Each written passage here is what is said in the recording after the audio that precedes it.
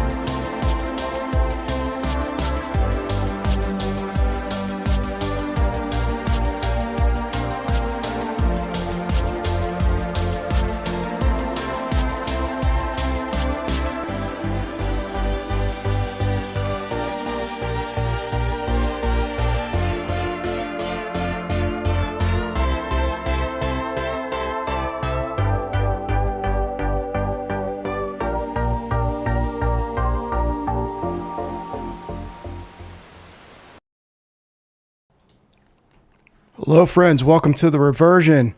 I'm Anthony Westgate. Good to be back. Welcome everyone who's joining here in the YouTube chat. Appreciate you taking the time to tune in here.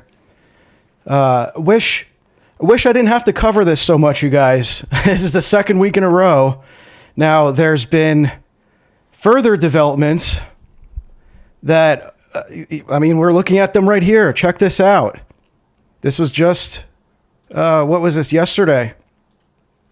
The FBI warns of rising anti-tech extremism as opposition to AI and data centers intensifies. So what does this mean? Why is the FBI warning? Who are they warning, first of all? Well, there's a little bit more to this. Actually, I think I have some better context here. If I can find it. Yeah, right here. So this was posted by Patrick Webb. And it says the FBI and DHS have created a new anti-tech violent extremism threat category to monitor and surveil activists protesting artificial intelligence development and data center construction. And this was also reported by several mainstream outlets at this point. So this is not something that was, debunked as being some kind of scaremongering or anything like that. I mean, you can see there's no, community note on this. This is accurate information. So here we are. This has just been a week since I just covered the data centers a little bit last week and how that's now entering the mainstream discourse. And now this whole kind of fake and gay dialectic is starting, which you can see here. So this is my comment to this is, I posted this pretty much everywhere. If you're not paying attention to this, you've lost the plot. Do not let whatever's going on and all the algos that you rely on to distribute news, media, and opinions into your consciousness every day. Don't let them distract you from this. All right. This has incredible precedents that we need to be paying attention to. So, by the way, some guy online too much donated $9.99 through Super Chat. If they put out a warning, that means they already have their false leaders prepped for both sides of the backlash that will come from this. Exactly. Thank you, man. Yeah, we got the TTS back.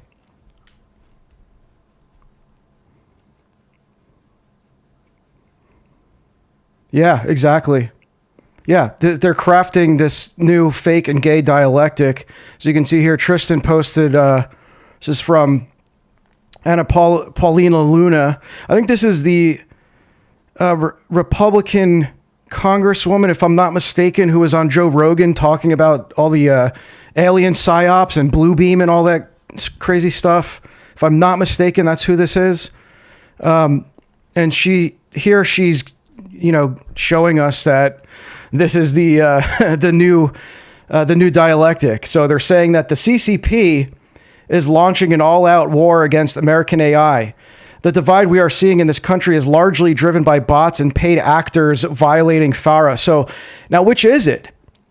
Is there a real threat of anti-tech violent extremism that's being carried out by real people, or is this all bots and bots and like paid actors, right? Why do we need this law? Like, why do they need to take action against all these protesters? I mean, are they saying that it's the bots stirring this all up? This is just crazy. So this is the new fake and gay dialectic, right? This is now, it's China, right? For the Republicans, it's all China. For the Democrats, it's Russia. This is just the Russian bots narrative. Now it's being applied to AI. It's like, oh, there's actually not that many anti-AI people. Everyone's pretty accepting of it. If we can just do something about all these paid actors and Chinese bots that the CCP is, subverting, it's just crazy. So, all right, and thank you for, what was that? Did I get another, something's going on with I'm hearing like multiple donations. I don't know if there's some kind of overlap. Let me see something. I think I know what it is. Let me kill that so we don't get that. Yeah, we've got TTS back tonight, chat. So, have fun interrupting my yapping. We'll do that again, see how it goes. Hopefully we're good now. I don't know what I'm hearing like double notifications for that, but I wanted to also comment on something I saw here. Fosteller says, I saw your post on Substack about this, how we should be paying attention to it. Yeah, like I was just showing, not to be reductive of the importance of it all, but what even is there to be done about it? And that's a great question. That's what you should be asking. He says, apart from installing Linux and attending liturgy, how can one even hope to prepare for all this? Yeah, I mean, Linux is like one of the many things that you should start doing now that we see kind of where things are going, like just to start taking the first steps towards maintaining some level of privacy in your digital life. Now, I think this is actually, I'm glad you asked this question here, Fosteller. So first, what should be done about it? Well, there's a lot of things. I mean, it's kind of what I'm starting to shift my focus towards in our community. So we've been talking a lot about this stuff in Discord. Behind the scenes, I'm making preparations to launch a forum that will be more archival. So that way, this isn't like just some private discussions that are happening in Discord. It's going to be on a site that I have control over on a private server that will be a resource for us all to start posting more content, more discussion centered around survival and self sustenance, preparation, preservation of information, of resources, of digital content that is valuable, right? Not just like random slop, things that would serve us in an offline scenario. We're going to be posting resources about offline communications, right? Farming, all this stuff that involves emergency preparedness. So this is what I think we should be doing. To answer your question, I would say just think about this as the same as COVID, right? It's the same question. Why should we pay attention to what's happening in the early stages of, the globalists telling us that they're planning for COVID, right? For the lockdowns. Well, looking back, do you think it was important to track that? I certainly do. I was well prepared for I wasn't as prepared as I should have been, but I at least, because I was following what was going on, I was able to sniff out, exactly what this was. And it helped to prevent me from, getting the jab, and from knowing that the lockdowns were just them, kind of like gaslighting us. Like, I was able to kind of identify all these patterns because I was following the flow of information as it was occurring. So that's kind of what I'm saying, is like, pay attention to this, like don't let this rug pull you because you're distracted by all the noise and all the, all the just this a slop, basically, right?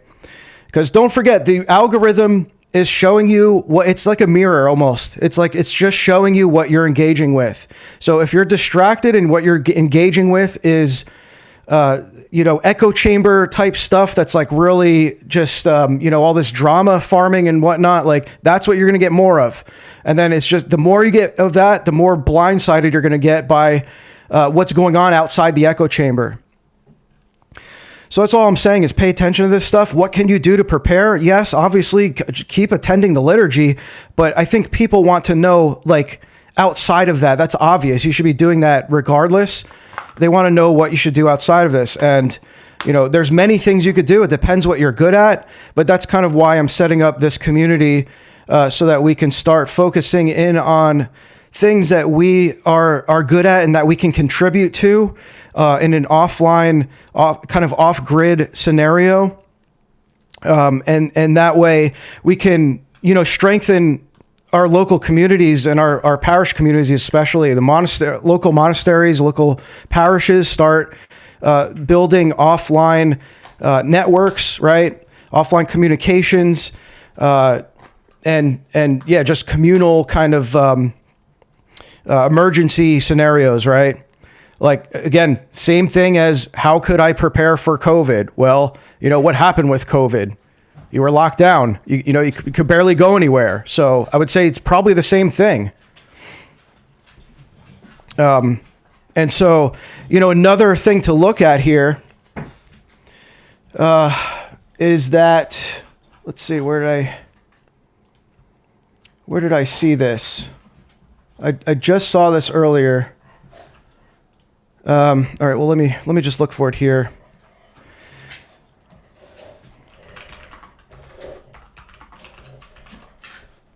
So, check this out. Peter Thiel temporarily relocated his family to Argentina, enrolled children in school there, and bought property partly due to Thiel's concerns about the United States' future, per New York Times. Right. So again, remember when, I don't remember exactly when this occurred, but sometime during COVID, remember what Bill Gates did, right? He started buying all this farmland, thousands of acres of farmland, right?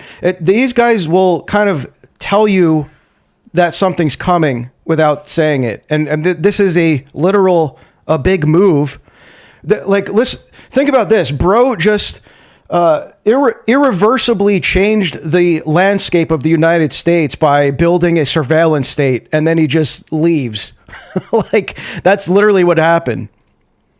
Bro just built our digital prisons and left, and he's in Argentina now. So what's he talking about here? What's he concerned about with the United States' future? It's like, you did this, bro. Assuming this is what he's talking about. I mean, what else could it be? So I don't know if there's, let me see if there's like articles on this. Oh, and so this was a couple years ago. He was looking at New Zealand. Well, apparently he's a citizen of New Zealand. So, I mean, you know, a lot of these guys, they have like foreign passports and stuff because like they all kind of like expect something big's going to come in America that they don't want to be here for it. So, yeah, I mean, you know, people are saying like, oh, it's because, you know, Argentina is, was this Malay or whatever is a Zionist. It's like, okay, what does that have to do with anything? I mean, the thing is that this is what I was saying this earlier. I actually just posted this.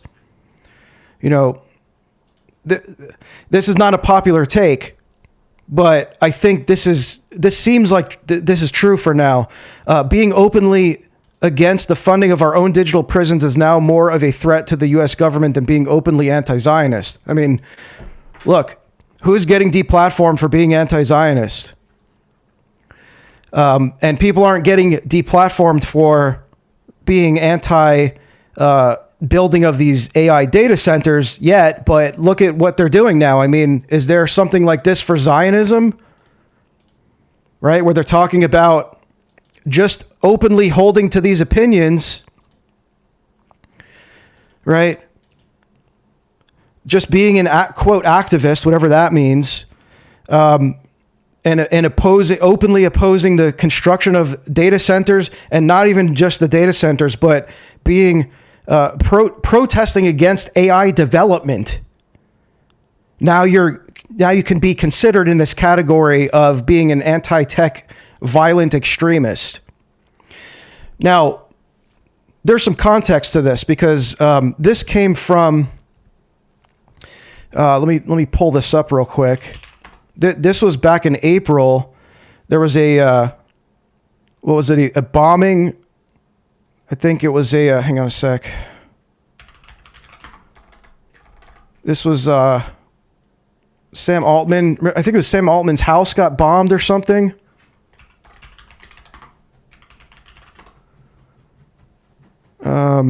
Oh yeah, it was a Molotov cocktail. Yeah.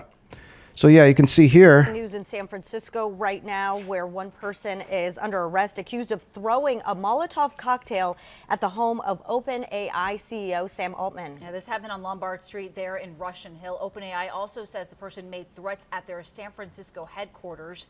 ABC7 Eyewitness News reporter Zach Fuentes joins us live in that neighborhood with more on what we're learning at this hour, Zach. I hope is the audio okay? It sounds a little low, my headphones, but. Yeah, earlier this morning, all we knew is that this had happened at a CEO's home. And in the last hour, we did confirm that it was Sam Altman's home that was targeted and that threats were also made to the OpenAI headquarters here in San Francisco. Now, this home, we've been on both sides of the street here on Chestnut Street, the other side on Lombard. We can see that it is a very secure home. There are plenty of cameras all over the place, but we do know that something happened here. First, when you look out here, it doesn't look like much happened, but San Francisco Fire Department did confirm with us that it responded to this area for a small fire outside before the scene. So yeah, I mean this is I do remember seeing discussions about how this was some kind of false flag. Who knows, man? I mean, I wouldn't put it past the feds to this kind of fits the exact profile of a false flag, right? It's like there needs to be some kind of violent act that justifies rolling out some kind of seemingly tyrannical law, like to justify it. So I would not be surprised. I didn't look into this enough to know, like, who, the person who allegedly did this. I think I remember he was a young kid, like a 20-year-old kid or something. Yeah, they're talking about him here, actually. My CEO's home. Sorry, one sec. I'm not seeing. Okay, here. Some guy online too much. It has to do with the ISR is deeply embedded with AI digital panopticon sector. Yeah, I just saw something about that today, actually. And Argentina is a well-known U.S./ISR vassal state right now. They were settling fires recently and claiming land. Oh, well, there you go. Yeah, I mean. Yeah, I would. Yeah, again, I wouldn't be surprised if they're behind that. That's crazy. Thank you for the $10 there. Some guy online too much. So yeah, they estimated the power amid artificial Oh gosh, it's only my left ear. intelligence. Altman posted a photo and biological. I don't know if I just saw like an image of the kid, but I don't know if. Words and narratives. Amid growing concern, Oh, here. A Molotov cocktail was thrown at Altman's home. Yeah, all right. So, I mean, I don't know if we even know much about the kid, but it's like probably got MK Ultra'd in a Discord sleeper cell or something like that. But yeah, you know, this is the narrative now, right? So they have at least one violent act, probably others that I don't even know about, that have justified this now. You know, it's justifying this.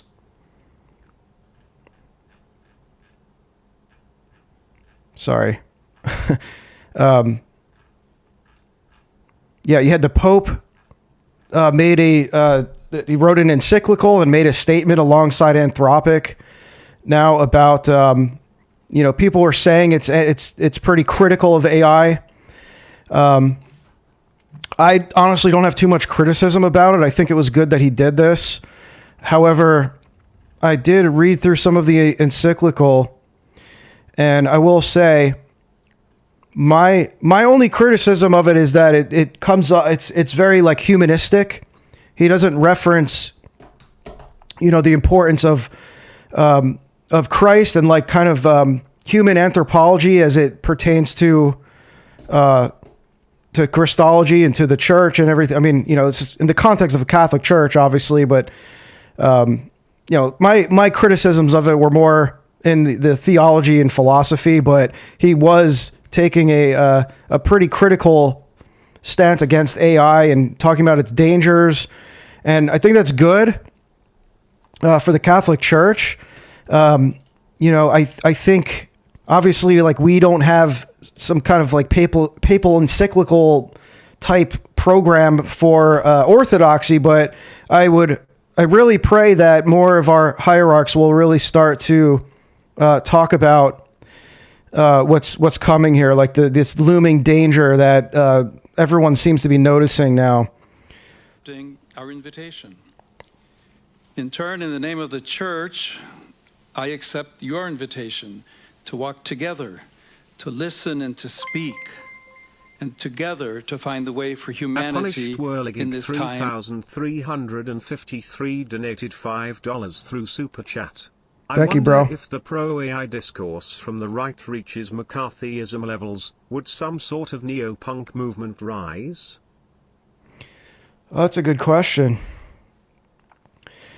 Yeah, well, I don't know about a neo-punk movement, but I mean, look, who in the dissident right, you know, these diehard magatards that are in the quote dissident right, is talking about how dangerous this is and warning people of it, and you know, even criticizing it to like a slight degree.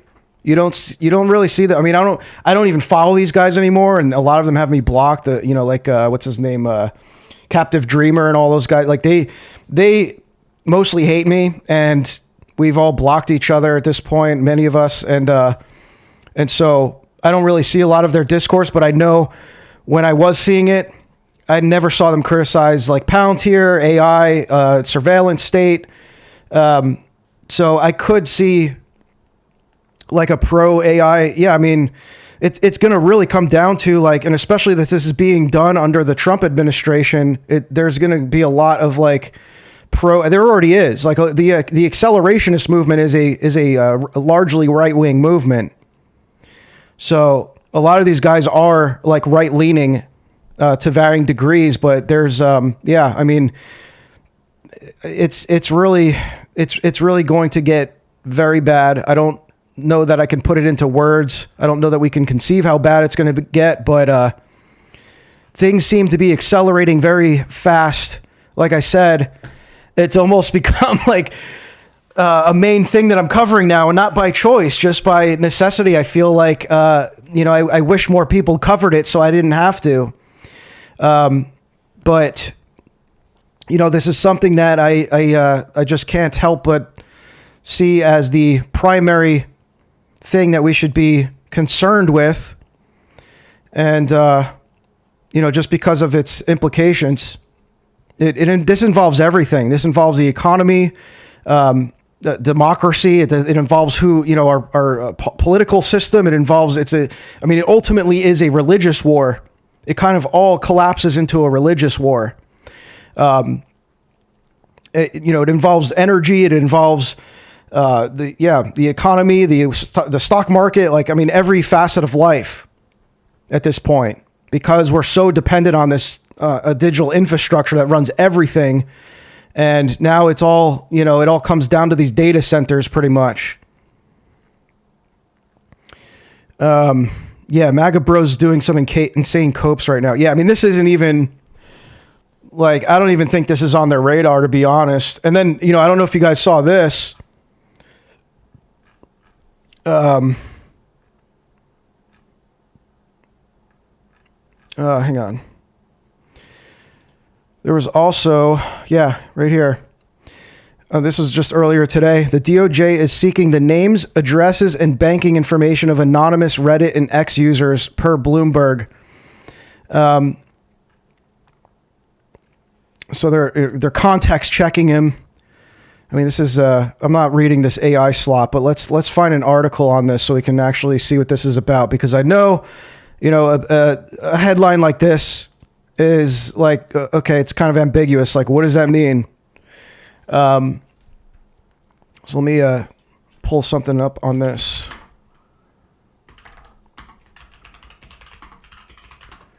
We'll see if we can actually get some more context. Yeah, here's the Bloomberg article. I think this might be paywalled. Yeah. I got paywall cucked out of it. So see if there's something else. Yeah, Ross Story has it. So DOJ subpoenas Reddit in effort to unmask Trump critics. Redditors down big. So it says the Justice Department is intensifying efforts to identify anonymous social media users who have criticized government deportation policies. Okay, this just vindicates what I've been saying. I've been saying this all along, that the surveillance state is going to be justified by these, pro-freedom patriot types on the right that are going to get behind it, because it's going to, it's going to have a lot to do with the deportations. That's kind of a lot of Palantir's work in the establishment of the surveillance state has involved, it's been at least largely justified by, identifying citizens and non-citizens alike to know who's legally here and who isn't. And so this says issuing grand jury subpoenas to Reddit and X demanding names, addresses, and banking information. Now, people like me who are anonymous on Twitter, and I'm not saying me, but probably bigger accounts than me, who are probably operating mostly anonymously, but they have the blue check mark, so their entire government ID and banking information is tied to X. Don't forget that whole ID verification system that X uses is Israeli operated. And so really it just doesn't require much.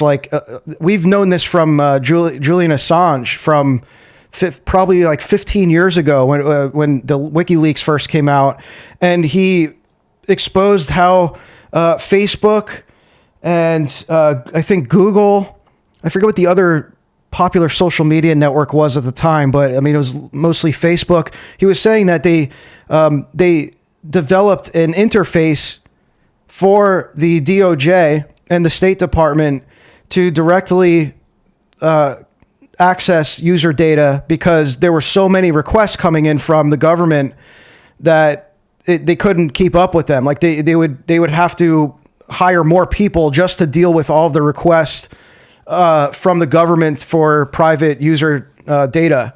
And so they built an interface so that the government can just directly access it. That's probably exactly what's going on here. So that, employees at X don't have to deal individually with these requests. There's just an interface that the DOJ can just access all this information, your bank account, your your state ID. So you're not actually anonymous. You're anonymous to the public, but not to, the state.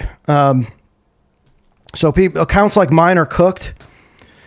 And this is specifically, look at what this is about. They started with an administrative summons, which does not indicate a criminal investigation, and then progressed to grand jury subpoena, which does, said Lauren Reagan, attorney representing a Reddit user who posted criticism of ICE. That is further proof that this is bad faith attempt to unmask the user. Now think about this from a neutral perspective, okay?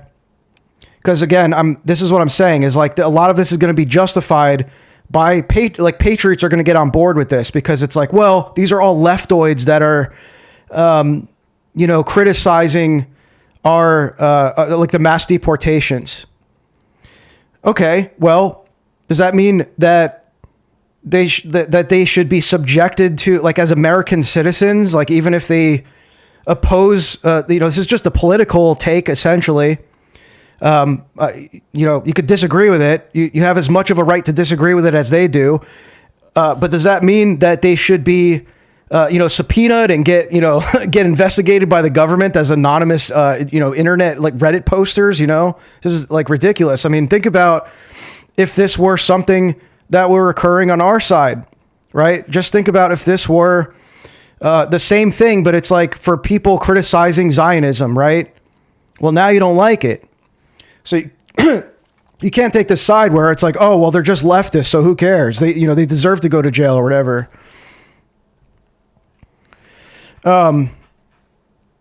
It says neither the Justice Department nor the users have been informed of what specific crimes are allegedly being investigated. Yeah, and they're not going to tell you.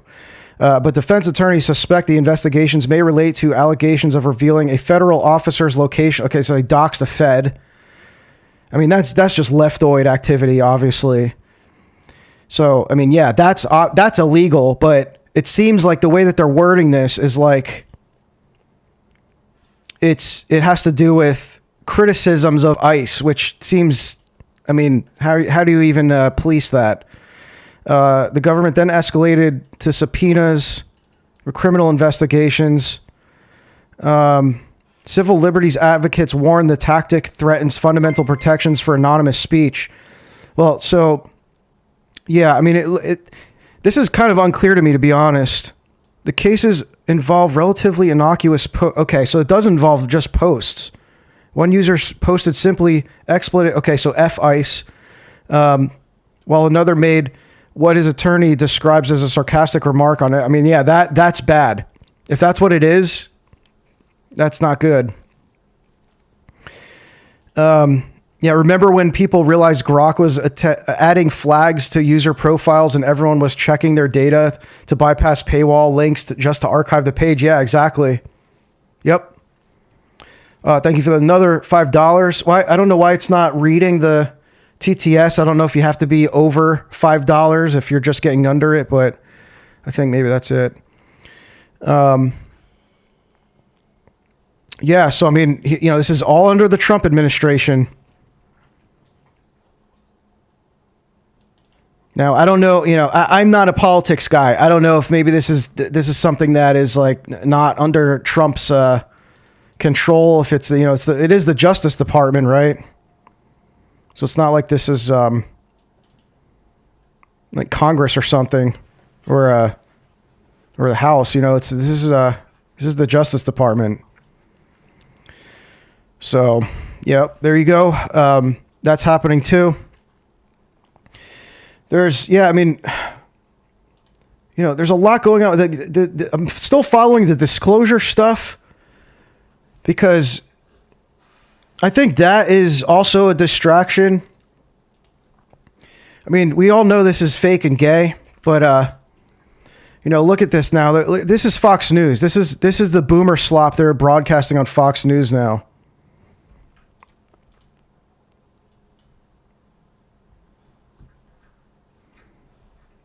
So what he's talking about here is aliens.gov.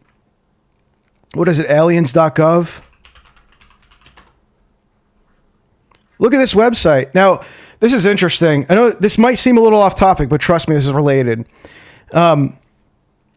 Remember weeks ago when people were like, oh, look, they registered, the DOJ registered aliens.gov. And all these people were like, you guys are retarded schizos. It's not about like actual aliens. They're talking about illegal aliens. It's going to be something because it was the Department of Homeland Security. So they were like, oh, this obviously involves something to do with Trump's mass deportation program, right? Well, look at the website. This looks like a video game website. This is whitehouse.gov/aliens. That's where aliens.gov takes you. Looks like a literal video game. They got the Star Wars background. It's like in a galaxy far, far away. Like, what is this? They're like, this is a whole sci-fi narrative that like they're literally showing you that this is sci-fi. Look, the truth is out there. It's like X-Files. Look, imagine if they did this for the Epstein files. What did we get for the Epstein files? We got the DOJ website with a shitty search bar that you had to even know what you were looking for. Look at this. This is like this whole interactive website. It's fun. You can this is a fun psyop, guys. Like, look at this. It's like a game. You can like check out all these documents and stuff.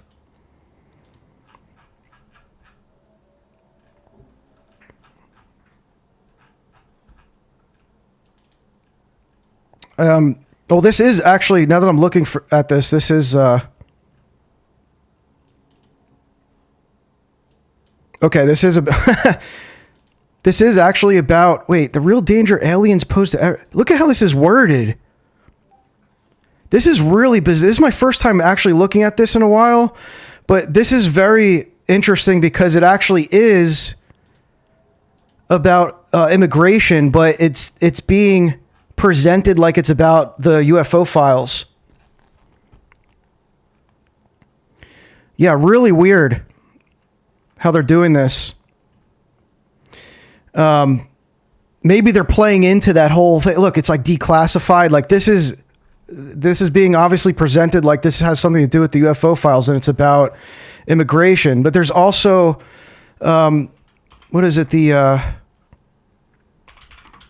UFO files. This is another interactive way. Okay, that's right. It's war.gov/UFO. Yeah, it's this site. Another very interactive video game like website. So this is for the actual UFO documents and stuff. Yeah, that's really a government website. Yeah, aliens.gov. So aliens.gov, like I was saying, was it seems like it's to do with immigration, but it's like it also looks like it could actually be part of this UFO files, the disclosures, right? And so here's the disclosure documents. This is the site I was thinking of, but now it's like, what is this about here? Why are we putting all this effort into this website, into these disclosures, right? We've got Jesse Waters talking about it. Where did I have that link?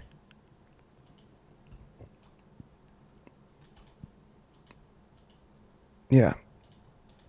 We are not alone. The Pentagon released the UFO files a few weeks back, and we just... Now, and I know this was a few weeks ago, but look, this was posted, 10 days ago, but they're still talking about this. So this is an ongoing thing on Slop News. Found out over 1 billion people have visited the site. 1 billion. It's got to be a record. The War Department says more files will be released soon. UFO experts and top researchers have been investigating aliens for years. Their sources say dozens of crashed UFOs have been recovered, and what they found inside, shocking. And do people think that there's one type of non-human intelligence that's visiting the Earth, or is there many, many types? People who have been involved in recoveries have said... There are at least 4 separate types. Now, I have not had direct access to hang on one sec. I think... I believe the people who I talked to. Yeah, hang on one sec. I have to... I don't know if it's... Yeah, hang on a sec. I have... Okay, you guys... they probably can't hear you on the stream. In case you're wondering on the stream who I'm talking to and you can't hear it, I got Discord open. We have an open line tonight. Okay, hang on. I'm going to fix it. Hang on. All right, give me a sec. All right.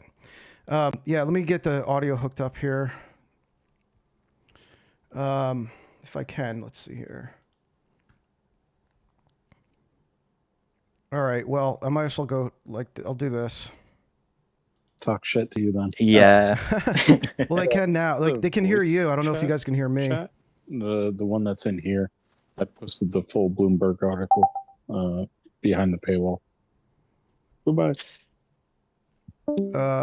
All right, hang on. Wow, that was very, very precise. Yeah, I don't know if I'm going to be able to do this where it's like you're just able to speak in the background because yeah. I have to switch tabs and stuff. I don't actually have this set up to do it, but I thought it'd be fun. You know what? Let's do this. I'll open it up on the panel here let's do this. I think we might be a problem. Huh? Yeah. Yeah, I'll send you a link. You can join continue to speak. Yeah, you can join here. I'll send you this link here. Yeah, and I'll post it in the chat. No. You just do it. You just continue to stream. I think I'm gonna just be silent. All right. Sorry, guys.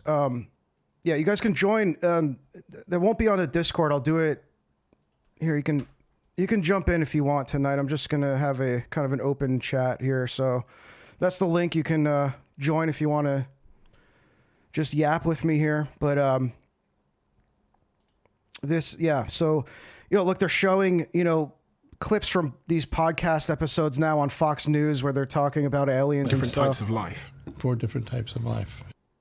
4 different species of aliens. Another scientist called them Greys, Nordics, insectoids, and reptilians.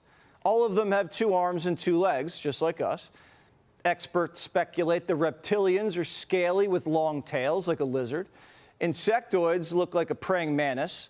The Greys look like your classic movie alien, and the Nordics look like a regular Swedish guy, but 7 feet tall. We haven't seen the evidence, but Pete Hegseth says more evidence is coming. And there are a lot of believers in Congress.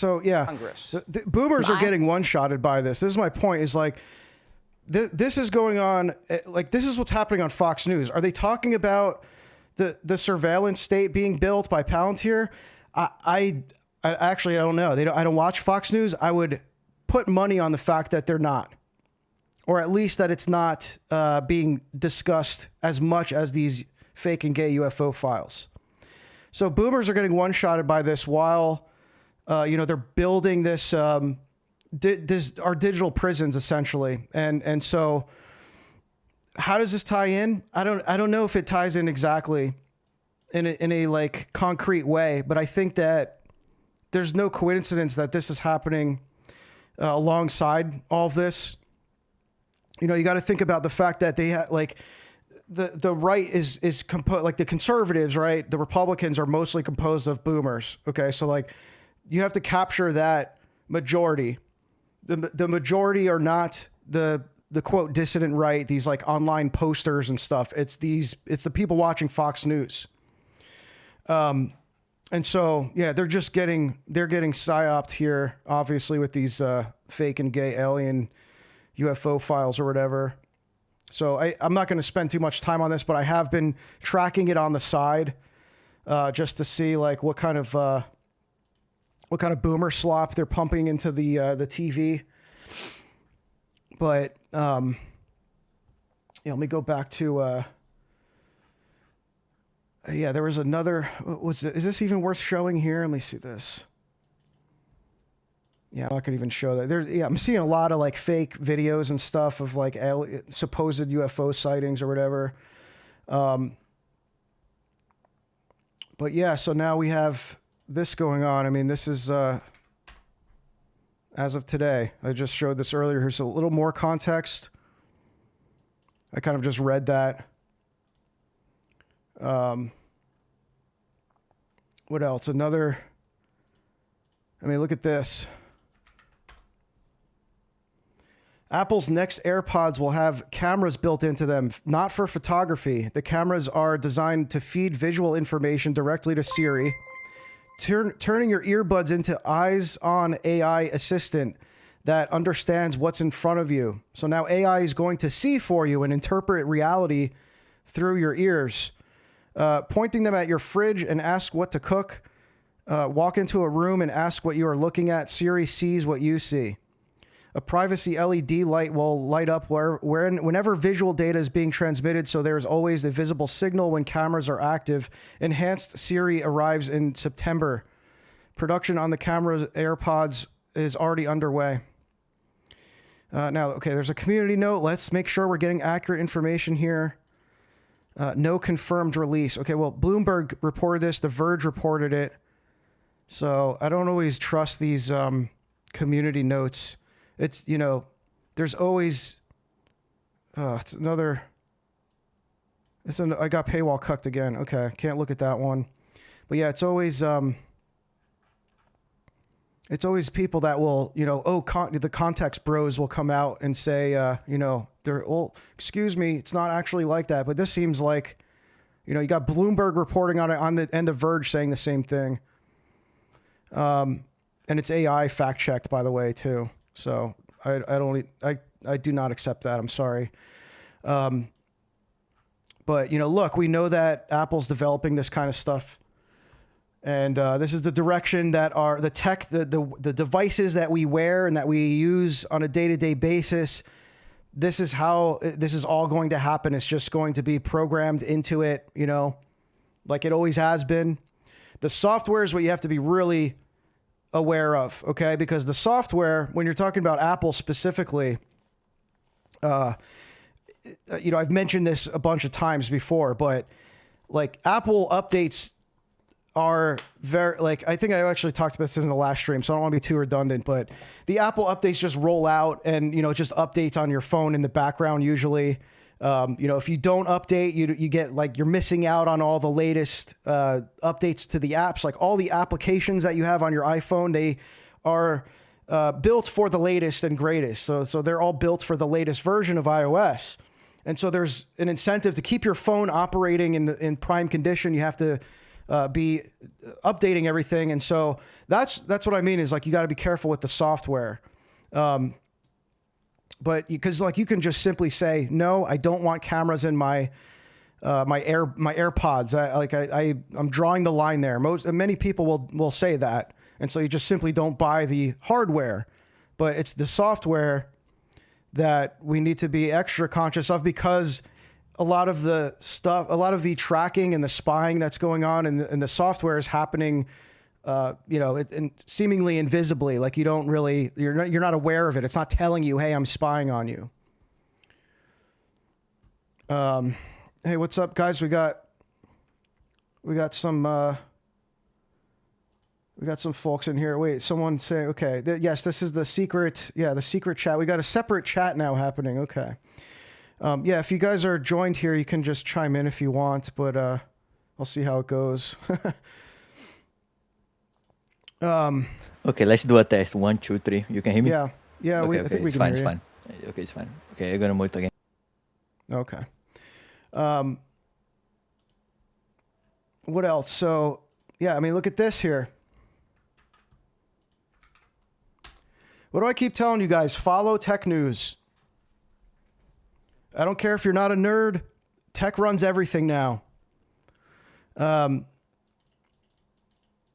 March, the White House shipped an official app that promised Americans a direct line to the president. The app carries a GPS pipeline built to fire your exact coordinates every 4.5 minutes while you use it, and every 9.5 minutes while it sits in your pocket doing nothing, right? And so this is what I'm talking about here with the tracking, the spying that's going on in your device. You're actually paying for that. You know, I know some people might have like unlimited, I have an unlimited data program, right? So I have unlimited data. Well, you know, if you don't have unlimited data, if you're not paying these exorbitant fees for unlimited data on your device, you have a limited amount of data you can transmit on your phone. And so these apps that are tracking you and running these processes in the background, you are actually paying for that. You're paying for these apps to spy on you. Even websites, if you just use a browser, let's say you don't have any apps you're using on your phone and you're just using a browser, well, it's the same thing. You have websites you're visiting are tracking you. They're running they're running trackers in these different processes in the background that are spying on your activity that you're doing on your device. So that, that's even more so the case with GPS. It takes up a lot of resources. And so this is every 9.5 minutes, every 4.5 minutes. You don't have to be doing anything. It's just in your pocket. So you're carrying around this GPS spy device that connects directly to the White House now. The app loads executable code from a random person's personal GitHub account. Okay, GitHub also, it's another thing. GitHub's kind of under fire lately too. If that account... Some guy online too much donated $9.99 through Super Chat. Oh, yeah, the Check paywalls. chat to learn how to bypass paywalls, bro. Thank you, man. Yeah, let me catch up on some of the other chats here. God help us from Jet. Thank you for the $5. Yes, God help us indeed. Lord have mercy on us. Appreciate the $5. Another $5 from some guy online too much. Thank you, brother. This is just a continuation of the old War of the Worlds radio psyop that was meant to see how people would react as an accidental test. Yeah, you're talking about the disclosure stuff. Yeah. Yeah, I mean, Orwell wasn't Orwell connected to the CIA?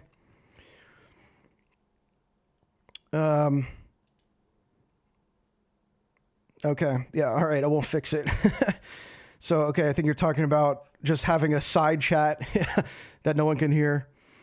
What's up? We got Jim Bob in the chat. What's up, man? I wish I had the production quality of Jim Bob, but we just get text. We're just text enjoyers here. And you guys can enjoy me fiddling around with trying to find what tabs I'm even trying to show. So, all right, let me continue here. What is this thing? Okay, so there's no certificate pinning, which means the traffic can be intercepted on a sketchy coffee shop network. Never. By the way, this is just another privacy tip. Don't connect to Wi-Fi that's not your own network. Especially, okay, let me preface that. Usually public Wi-Fi. Don't connect to public Wi-Fi. Especially coffee shops, like those are targets for hackers. They could actually pretty easily hack your device through the Wi-Fi network. And there's also stuff, like they could, I actually saw this on, what podcast was it? Who's that CIA dude that runs a podcast? Sean, what's his name? The bald dude, Sean something. He had an ethical hacker on his show talking about how easy it is to swipe your credit card information because all the cards now have they use the chips. Like we're not even actually swiping them. Like you're using that chip, and so there's a device that Sean Ryan, thank you. Yeah, so there's a device now that they just like if you're within a certain a relatively close proximity to a person and you just like kind of aim it near their wallet, or I don't even know if you have to aim it. I think you can just walk past them. It just collects all their credit card information. It makes like a transaction. So like this is all this is all happening because more efficiency, right? Oh, it takes too much time to swipe my credit card, so we're gonna use these like chips now that you can just walk by and collect all the data from. So it's saying when you tap a link inside it, the app rewrites the page hidden in the browser. I mean, this is just insane. This is a White House website. 70% of the network traffic goes to ad tech firms, data brokers, location resale markets. Exactly the pipes ICE and CBP have spent the last decade quietly buying from the bypass warrants. This is kind of reading like AI slop. It's hard to tell these days. Don't carry the states. So this is now White House applications that are spying on you. I can't imagine why you would install a White House application, but there's people doing it. They're probably thinking what could be more secure than a White House application? Surely, you know, like I trust the government more than these, you know, Candy Crush, these third party slop apps that, you know, I need my slop to that I need to consume my slop on, you know. Yeah, I mean, look, people are like, I didn't even know about this. So I mean, this is why I keep saying it's important to follow these stuff, because it's easy. It's very easy to have your timeline completely flooded by largely irrelevant stuff that is entertaining, is exciting, it's funny. Look, I'm speaking to myself here, but you know, when you start getting stuff like this, it's like, whoa, this stuff is happening, man. I mean, look, yeah, look, you can see my timeline. It's also not great. So here, oh look, this is 4 minutes ago. This is what we just looked at. The aliens.gov website. So I guess they just launched this. I went there kind of accidentally. This kind of this kind of looks like an old like GeoCities website. I don't know if you guys even remember GeoCities. If there's any OG internet boomers in the chat, GeoCities was like this old way for like non-developers to make websites, and they looked kind of like this: very colorful, animated backgrounds, neon text. So this is yeah, the government LARPing X-Files now.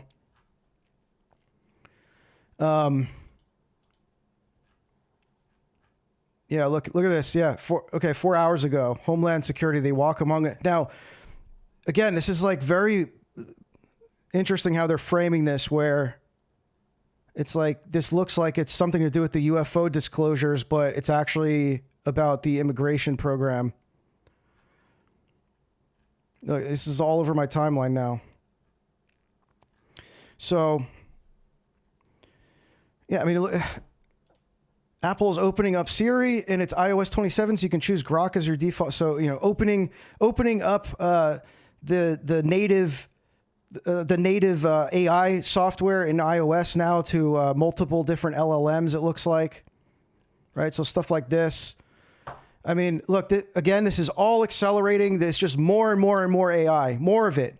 Just get as many LLMs as possible integrated with all these softwares that we're using.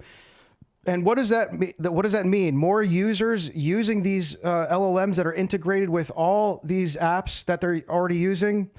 And that means more resources are needed to run them. And that means more data centers and more increased probability of some collapse happening or some bubble popping. You know, a lot of people are talking about this is all a bubble. It's going to pop too, which also wouldn't be good.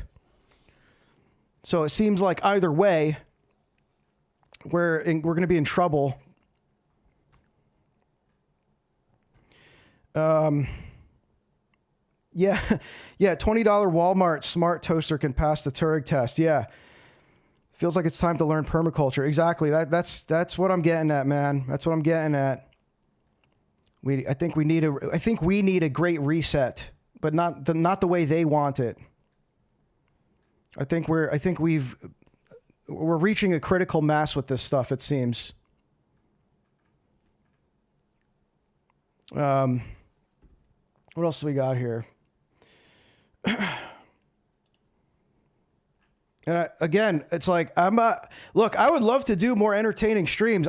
You don't know how much I would love to just like cover just some funny stuff. Like I had a bunch of these wild evangelical videos and stuff that are hilarious. Like I started collecting a bunch of this stuff, and like that'd be fun. Maybe I'll do that anyway. Like just because we need a break from this stuff is very blackpilling. But I do feel a responsibility to cover this stuff, because I just don't see people talking about it, at least within our echo chamber. Although I don't follow a lot, you know, I'm not too involved in what other people are covering. But I mean, I just, you know, I see a lot of the discourse, and it's not about this. Yeah, and then this was, okay, so... Yeah, let's get back to this here. This anti-tech extremism. This is... Wait, did I have an article about it? I thought I had something on that. Okay.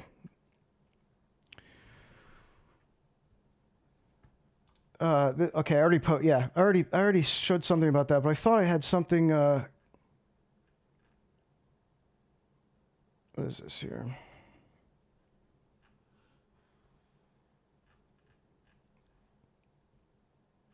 Okay, never mind. I thought I had another thing. Yeah, I mean, we covered the Pope. I mean, there's not too much to cover with the Pope's encyclical. Largely good. That's my take on it. It's fine. It's not the Pope. It's not the Vatican collaborating with Anthropic to, increase military spending for AI technology or increase, do something with the surveillance state. It seemed pretty critical, so I don't really have too much criticisms about that. The Protestants are cooked because you have the Vatican talking about it, even though we don't have in Orthodoxy this centralized authority that's like making these encyclical statements about a current thing. I feel like just the overall sentiment around AI is largely cautious in the Orthodox world. That's not to say there aren't pro-AI Orthodox people that are, just making these slop icons and stuff.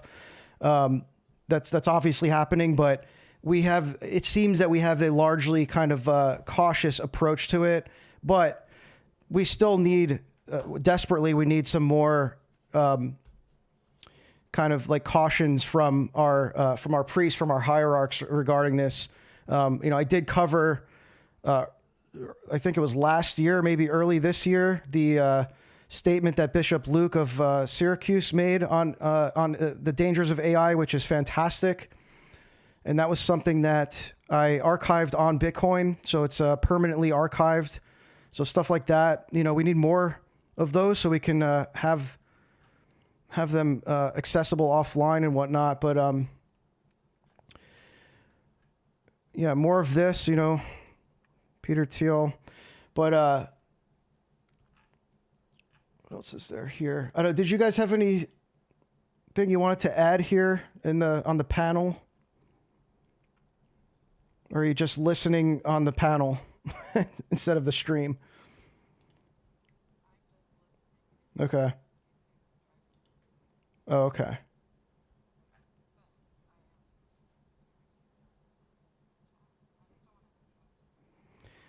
Oh, well, that's okay. I mean, I opened it up tonight to just, try something different, have some other voices commenting, but, yeah, I mean, like I was saying, I'd love to, maybe I should just do some kind of more entertaining, kind of funny thing because I don't want to like constantly be covering all this doomer stuff, but it's it's like all over. Yeah. Well, I mean, look, I think the important thing is like people are asking, what do I do about this? What do I do about, like, what can I do?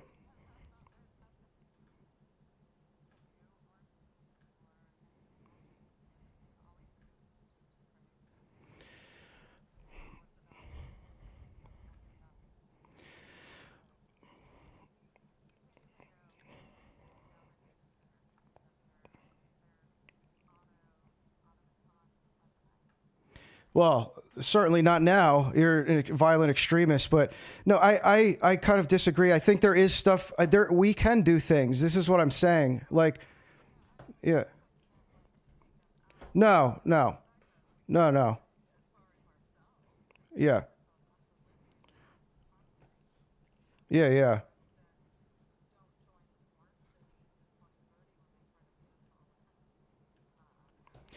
Oh, I'm glad you said that. I forgot about. I meant to show this. Well, I kind of discovered this after the last stream I did. Actually, it's in the Discord. Let me see if I can find it in the Discord here. When you mentioned 2030. Yeah, here. Check this out. Do you guys know about this?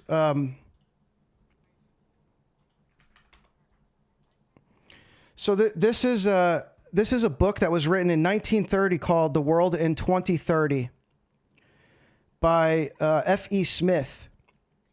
Never heard of the guy, but this book, I mean, maybe some of you knew that. I kind of feel stupid that I just found out about this now, because I feel like people were maybe talking about this during the Koof scam. But this book is basically the WEF playbook. It's their blueprint.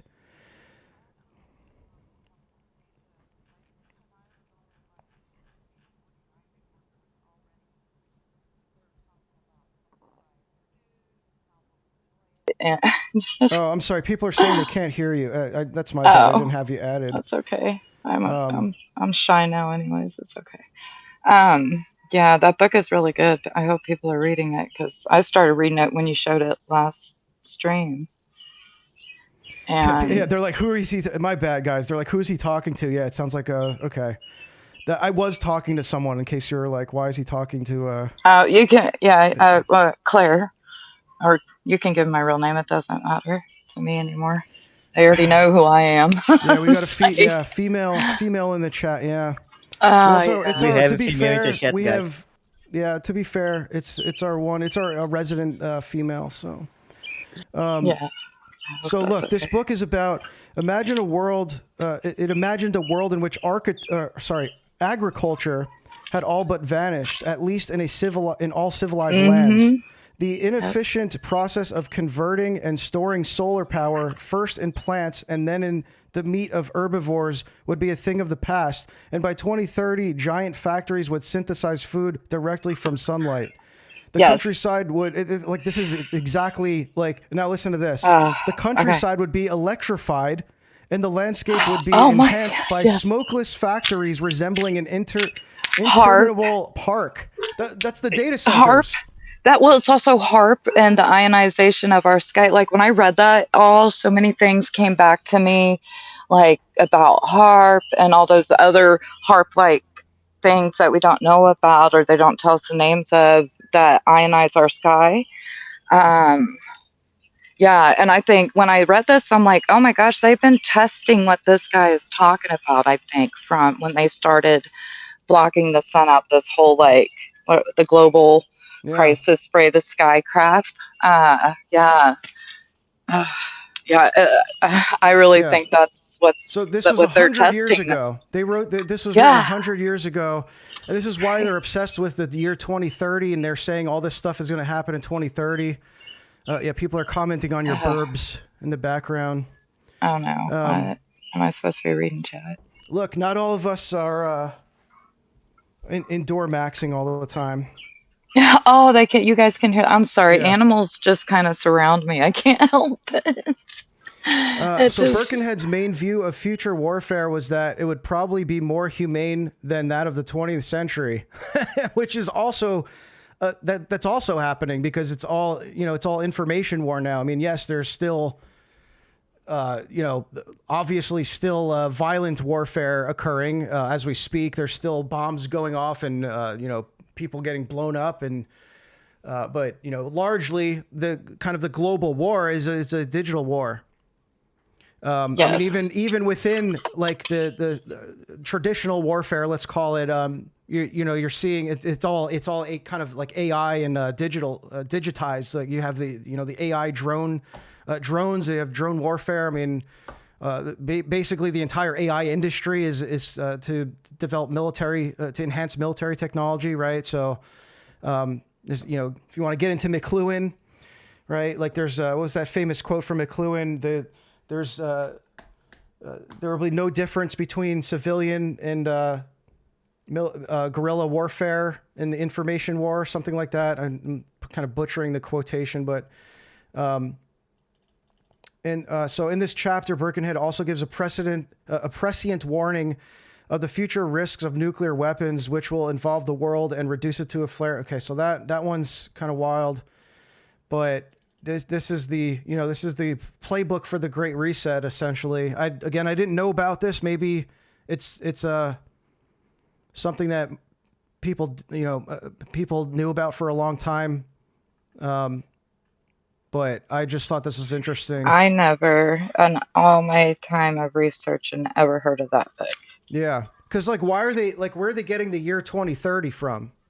Right. Why do they keep saying 2030? I think it originally started with the World Economic Forum. Yeah, were that's the what I first mean. people to start saying it. Yeah, but it's not just. But they don't say why. I don't know. No, they don't say why. It's just like they pick. It's almost like, oh, they picked some arbitrary year. It's like, oh, by the way, guys, this is all going to happen by 2030. Yeah, that's how they act. But we know better. Yeah, it's crazy. I don't know. Maybe they all read this book and this is their Bible. Well, no, that's what I'm saying. That's what I'm saying is that this they're reading this it's like a self-fulfilled prophecy type thing. Right. Probably. Okay. Yeah.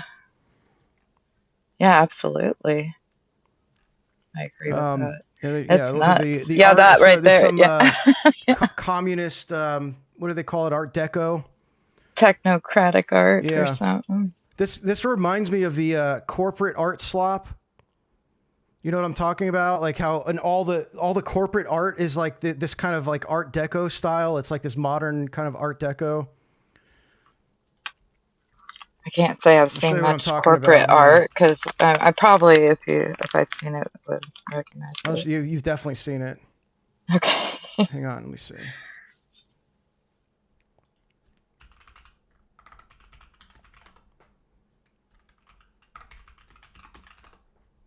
This is what I'm talking about. This kind of stuff. Just corporate art slop. Multicultural. Yes. Faceless people and stuff. Yeah. This is like the evolution of Art Deco here. Yeah. It's on everything. Like Discord it's on everything. This is just the default art style for like everything now. Any company is using this. But I think even the WEF unironically uses this kind of art slop. I'll be right back. All right. So that was something I'm glad I was reminded of 2030 because I learned about this just after the last live stream. There was some other stuff I left out too that I wanted to cover in the last one. So here's so again, some of this is like from a week ago, but this is Mark Andreessen, who I've covered before, writer of the Techno-Optimist Manifesto, VC investor in various AI projects, AI companies and whatnot. So Andreessen is saying that AI is teaching sand to think, and it could be the most important technology in the history. So I'll just play this. It's all just quoting the video. Alchemy was to transmute something that... So he's talking about alchemy here. And spent 20 years looking for this key to what he called alchemy. And the idea of alchemy was to transmute something that was very common into something that was very rare. And the common thing was supposed to be lead, and the rare thing was supposed to be gold. And he said there was this thing called the Philosopher's Stone that he kept trying to discover. He's talking about Isaac Newton, I believe. Turn lead into gold. And the theory was if you could turn lead into gold, then all of a sudden you have material abundance, prosperity forever for everybody. And you eliminate all drudgery, everybody's rich. And, there's a question, by the way, of like, if the world's awash in gold, is gold still valuable? So maybe there was a hole in the argument. But in any event, you may know that we have never figured out how to do that. And right. Gold is still rare and valuable. So imagine a form of alchemy that turns sand into thought. Pause on that for a moment. So chips are made out of sand. They're made out of silicon. So they're literally made out of sand. And so we gather up sand and a whole bunch of other stuff, and we apply all this advanced manufacturing technology to it. We create the chip. We plug the chip into a data center, into power. We light it up, and we put AI on it, and all of a sudden it's thinking. And so we've turned sand into thought. And so it's possibly the most revolutionary technology in the history of the species, maybe. It's certainly on par with electricity and steam power. And this is how these guys think of it. Now, Mark Andreessen, it's like, what does he know about alchemy? Like, why is this guy talking about Isaac Newton and alchemy and transmutation, turning lead into gold? These guys are all very familiar with alchemy. Elon Musk too. Even I've covered this when I did my Epstein occult dossier, how even Epstein knew about this. Epstein was actually obsessed with Isaac Newton. I found in the Epstein files that he had an ongoing correspondence with an art dealer, and he was trying to purchase a $1 million painting of Isaac Newton. And then there was a text exchange with Steve Bannon, where they were talking about alchemy and the Philosopher's Stone and its relation to technology. So, I mean, this is something that, kind of like anyone who understands technology, I think probably philosophically, historically, is familiar with these principles, because, this is like kind of what they think they're doing. This is it's this transmutation. It's the sand of the processors and the silicon, and you're taking that and turning it into thought. He's saying,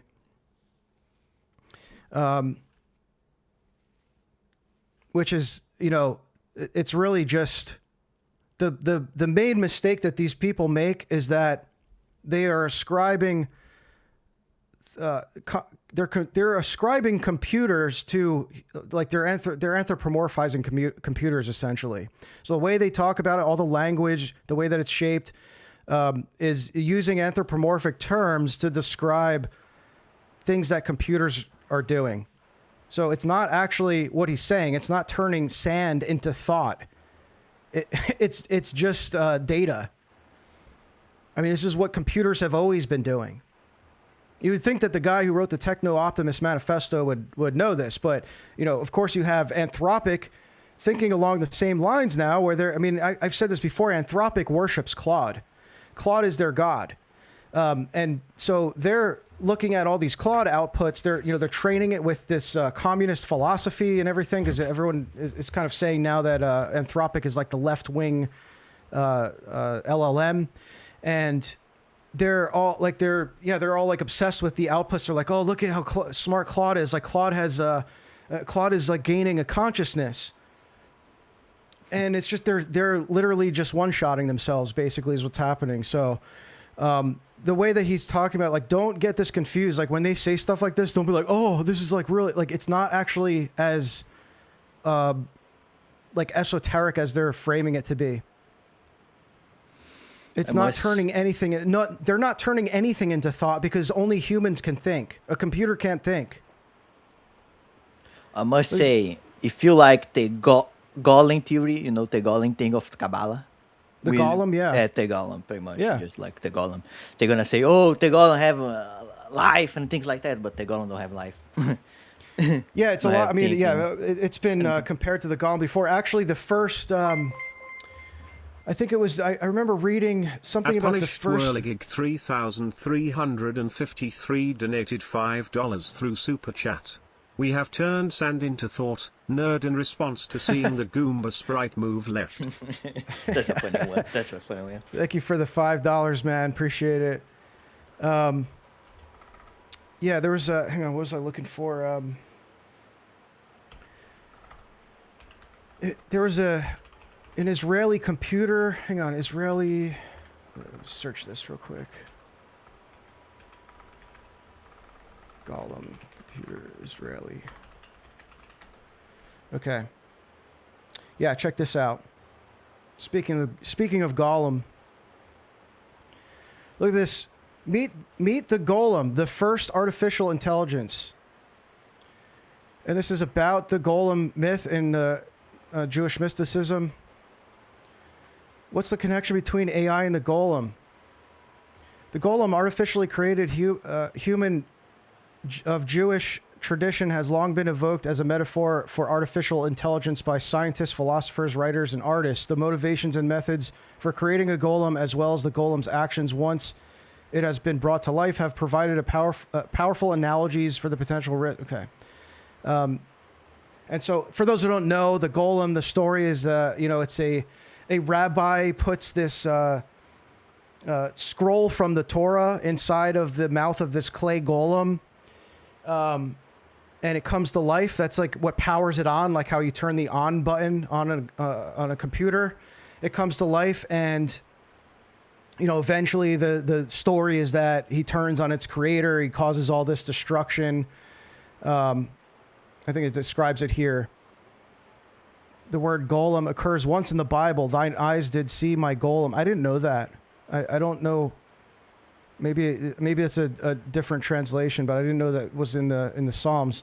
It denotes an unformed substance. Right. So it's an unformed substance. That's exactly what AI is. AI outputs are unformed substance. According to the Talmudic commentaries, these words were spoken by Adam to God, and golem was understood as the physical form of man before acquiring a soul. And so they ascribe this to Adam because Adam was formed from the from the mud. According to Jewish tradition. This innate connection between the first human and a golem inspired writers and artists beginning in the 19th century to view the golem as our doppelganger, a concept that could be mirrored in AI developments and in our desire to create ever more human-looking robots and synthetic humans. Now, this is why I wanted to bring this up, because okay, here it is. Golem number 1. In 1965, the Weizmann Institute in Israel built a new computer, and Gershom Scholem, the renowned scholar of Jewish mysticism, pronounced that it should be named Golem Aleph, Golem number 1. At the dedication ceremony, Scholem expounded on the commonalities between the Golem of Prague and the computer, including, "So I resign myself and say to the Golem and its creator, develop peacefully and don't destroy the world. Shalom." Yeah, shalom indeed. But you can see more on this because there's a Wikipedia article on it where it says exactly that. Look, right here. Until 1961, WISAC was the only computer in the state of Israel. It operated under 29th December 1963 and was replaced by a commercially built computer. At the same time, the Institute's staff began constructing a locally designed golem based on the Iliac II architecture, but with several improvements which resulted in significant reduced volume and power consumption. So the only computer rather at the time, I guess it was replaced. So the golem, the computer they named Golem replaced the only computer that they had in the state of Israel. So for a time in the 1960s, there was one computer in Israel and it was called the Golem.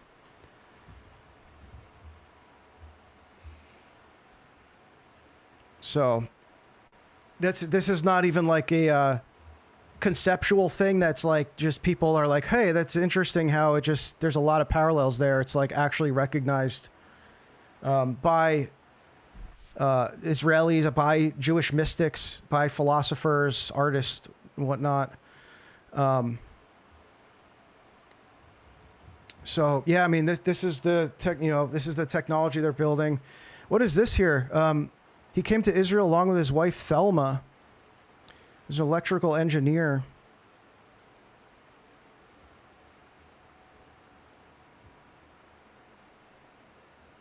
I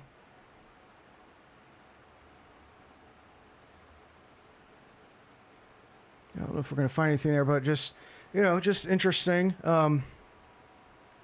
After arriving, Estrin's impression was that besides Pericus, other Israeli scientists thought it is ridiculous to build a computer in Israel. Oh, well. And of course, it looks like the Holocaust narrative, of course, plays into that. But anyway, a little sidetrack there, but yeah, going back to this here, the Agenda 2030. This is what, like, again, you can just, if this is their playbook, which it seems like it is, read their playbook, right? Why, like, again, why did Bill Gates buy all that farmland? Why is Peter Thiel now moving to Argentina, right? Like, why are people, these high profile guys, these billionaires that are constructing the surveillance state now, at least, Peter Thiel, is fleeing the U.S., anticipating something's going to happen. He doesn't want to be here for it. Pay attention to the to what's going on here, because we can find some kind of like suggestions here of what to do. Like they're talking about how these giant factories that are smokeless, so seemingly something like what's resembling the AI data centers, are going to cause this this crisis where they're going to have to synthesize the food it's all going to be like factory made food, right? Yeah. Did I just get hang on a sec. What's that?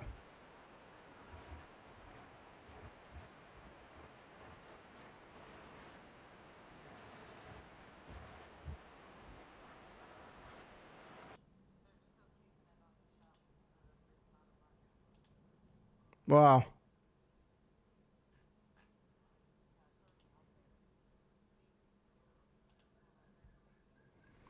Hang on, I'm gonna have to mute your mic because there's a lot of noise in the background. I thought I heard a notification, unless I'm hearing things. Hang on a sec, guys. I'm sorry if I missed your donation. It's amateur hour here. It's always amateur hour here on the reversion. Yeah, I don't.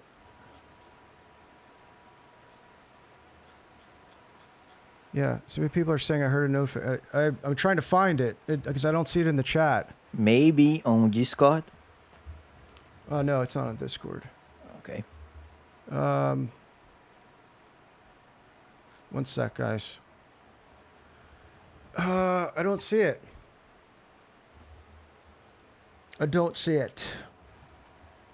Something went off. It sounded like a gem notification. I don't know.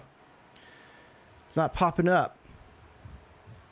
Sorry, whoever did that. I appreciate the donation if that's what it was. If I'm just hearing things, then it's just me being schizophrenic, I guess. But I don't see it anywhere. Sorry. Unless I'm looking at the wrong thing. Here, one sec. Oh, here it is. Okay, it was on Streamlabs. Sorry that I missed that. It says someone tipped $64. It doesn't tell me who, but thank you for the anonymous $64, very generous donation. I really appreciate the very kind support, especially considering my last few live streams were demonetized, I guess, because playing a video or having some kind of copyrighted audio, so that goes a long way. And especially in the project that I'm working on, because it's not free to host community platforms and stuff like that. So I can promise you that your donations, whether big or small, they're going to be going towards building out we're building out an infrastructure of our own, if you want to call it that, to start preparing for whatever it is that's coming, whatever it is people are starting to anticipate is going to happen. Of course, we don't know exactly what that may be, but we know that we can start preparing for the worst now. It certainly doesn't hurt, even if this thing that we're speculatively assuming is coming doesn't even happen till we're gone.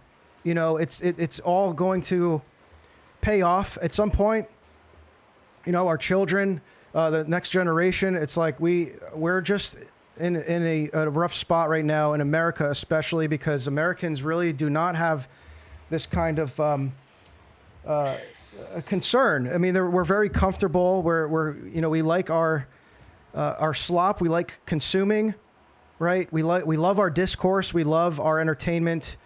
We love our bread and circuses, and we don't take this stuff seriously. We love our luxuries and comforts, and it's very difficult to start detaching from those when it doesn't seem like you have to. But I don't know how obvious it could get that it's time to start doing that now. I don't know how obvious it can get. Again, depends on what you're seeing. because it's in a sense, it's like harder to see what's going on in the world, even though we're the most connected and have the most access to information than we've ever had in human history. In many ways, that's a disadvantage to us because, primarily because of the way we receive it, which is algorithmic. The algorithms are kind of a double-edged sword because, like I was saying, on the one hand, it's just going to deliver more of what you are engaged with. It cares not about importance. You are the one that dictates importance. It's whatever, whatever you channel your attention towards is what you get more of. And so, yeah, you can actually like curate your, it's harder to do this with the algorithm, but you can curate your own timeline to only follow kind of more critical events that are occurring that, like stuff we're talking about. Is any of this like entertainment stuff, any of the discourse, the current thing stuff that's happening, any drama that's going on, is that, is that going to matter in a month and a few months from now and a year from now? Oh, well, this stuff is.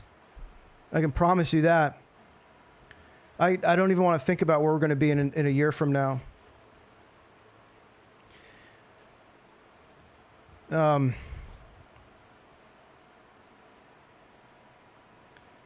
It'll happen in the next year. The velocity of water increases as it approaches the drain. Consumption is coming to an end by the end of the year. October will be crop failures mainstream.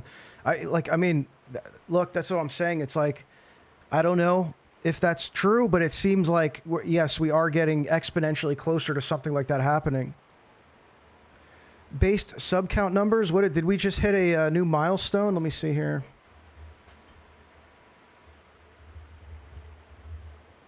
Where are we at? Oh, 888K. Okay.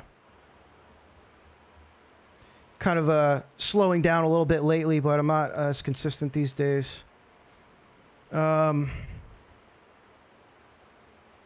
Friends, please research today's wheat crisis. It will hit the consumers in August.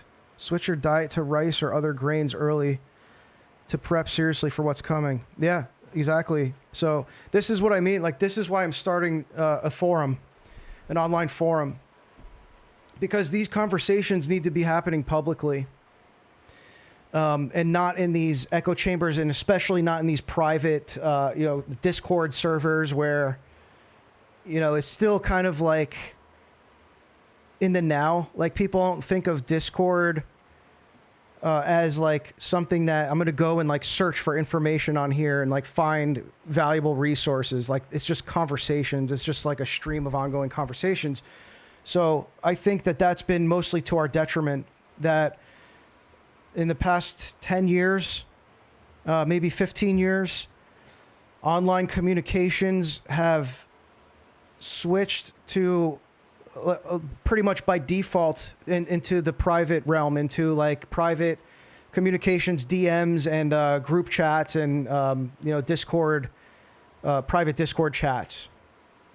And so a lot of stuff, a lot of really valuable information is not accessible publicly anymore. So my goal in this project I'm working on is to launch this forum, and then we can have these kinds of discussions like what you're saying here, what Good Stuff Ninja here is posting, and have a bunch of resources, right? And you might be saying like, well, what's the point of having that online if like potentially we won't have access to it because of whatever's coming, right? Well, the point is like, yes, it is temporary in that regard, but you can't archive an entire Discord server. You can't archive the entire discussion on Discord, like the entire chat history, and have it be searchable, and have it be something that like where if let's say the internet comes back on or whatever, like whatever happens, like it goes back to normal and you can just have that site accessible again. Like it doesn't work that way. And especially just within the context of Discord, if they, or let's say when they roll out the digital ID verification for all of these mass communication apps, which is happening now, we're not going to want to be using it anyway, even if it is not going anywhere, right? And so we need to get into like a more public forum for this kind of stuff and start gathering resources so we can archive the entire, the entire forum essentially. You can archive the entire site offline. We can have all these offline copies of it with all the PDFs, the videos, like everything that's on there, and have it accessible offline. Because we have a lot of work to do with that, but and I know that there's other forums that do this, but we need to have like an Orthodox focused one, and it needs to be something that we can use for actually building out communities IRL. The online part is secondary. We're using it as a tool for communications to gather resources and to do planning, but.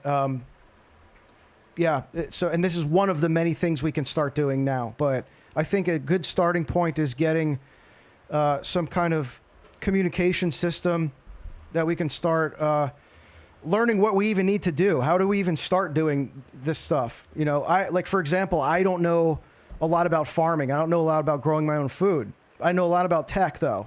I can contribute a lot to how to build offline communication systems, how to archive, crucial data that's only accessible on the internet, how to archive church writings, stuff like that, just anything that you might find resourceful and useful to have offline. I'm good with that stuff, tech stuff, nerdy things, tinkering with devices, things like that, right?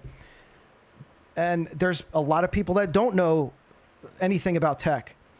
So I think, an important thing to keep in mind, I hear this a lot in, on Telegram, on our Discord, and even in the YouTube replies and stuff, people talking about, I guess I'll just become a Luddite. I guess I'll be like an Amish person.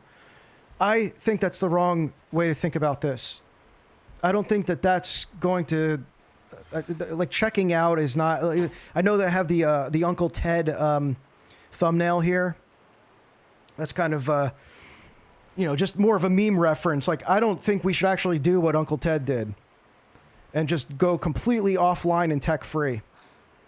And plus, I don't think most of us, or even some of us, are even able to do that.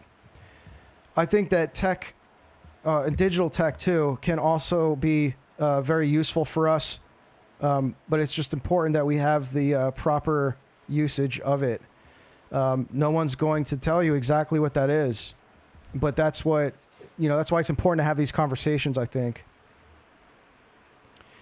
I still prefer going insane in the woods. I mean, look, if you can do it, if you can unplug everything and throw your computers and devices out the window and have nothing that needs to connect to the grid at all, go for it. Do it. I just happen to think, we're going to need some communication system. You're going to need to communicate with the outside world. Even Uncle Ted had to ride his bike into town to, go to the library, to buy toilet paper, to buy things that he, just like some everyday items that he needed. He needed to make trips to the town. He wasn't even so off grid that he couldn't just ride his bike to civilization. So, we're going to need something that we can communicate with other people, and especially in an Orthodox context. Think about people who are, let's say, like an hour away from their parish, or even further from monasteries and things like that, but they have, maybe they have livestock, maybe they have things that they could contribute to help out the local Orthodox community. Well, how do we even communicate with them in an offline scenario? How do you do that? Like carrier pigeons? I mean, what? Like maybe do you have a landline? You're just gonna hope everyone's got their landline plugged in. What are you gonna use Morse code? It's like, well, there's technologies where it can do that. You can actually use the device you use right now to text message. You can use it to communicate offline. You can send, you can send messages to people through a mesh network. You can use ham radio. There's a few things you can do actually that, you can start learning now. You can start tinkering with this stuff now. It's relatively cheap, by the way. So, that kind of thing, and ham radio is kind of a funny one because it's got this stigma where it's all boomers that use it, which is mostly true. You don't see Gen Z getting into ham radio. It is kind of like this boomer hobby. It's seemingly now. People just go on it. I don't actually know what goes on the ham radio frequencies or channels or whatever. But those guys I guarantee you, if you just start talking to those guys on ham radio, they know a lot about the stuff we're talking about. That's why they got into it. Most of these guys got into it for emergency preparedness. Can we rebuild vintage radios and TVs? I mean, there's stuff that it's not, I don't know what we're thinking of that's going to make TVs not work, but, I'm not sure why you'd want to watch TV, but you could, stuff is just still going to work. It's just a matter of powering it. Radios, I don't think are like I said, ham radio is it's an offline, kind of off-grid communication system. So there's certain stuff that's not going to go anywhere. It's not again, I don't know what we're thinking is going to happen, but it's not all of technology is just going to power off at the same time. Truck drivers are fun to talk to sometimes. Yeah. I mean, they have this whole thing with ham radio called rag chewing, where they just go on and literally just shoot the shit. You just go on there and you just talk about whatever. It's all, small talk. I think there's some kind of unwritten rules about stuff because you're still using public radio. There's certain things. It's you're not really supposed to talk too much about politics and stuff, but it's I don't know. I don't know who can stop you. I know that you need to have an FCC certification to even use a ham radio, but I don't exactly know how that stuff works, but you can just go on there and just start talking about mostly whatever.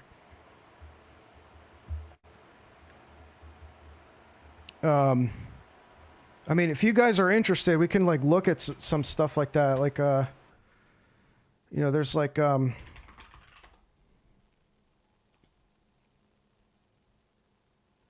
There's there's a lot of pretty good channels on ham radio. This guy's good, ham radio crash course, and he'll tell you this guy specifically, he'll tell you, if it's even worth getting a ham radio license, depending on what you're using it for. A lot of these guys are also into, I think this guy's into mesh networks now.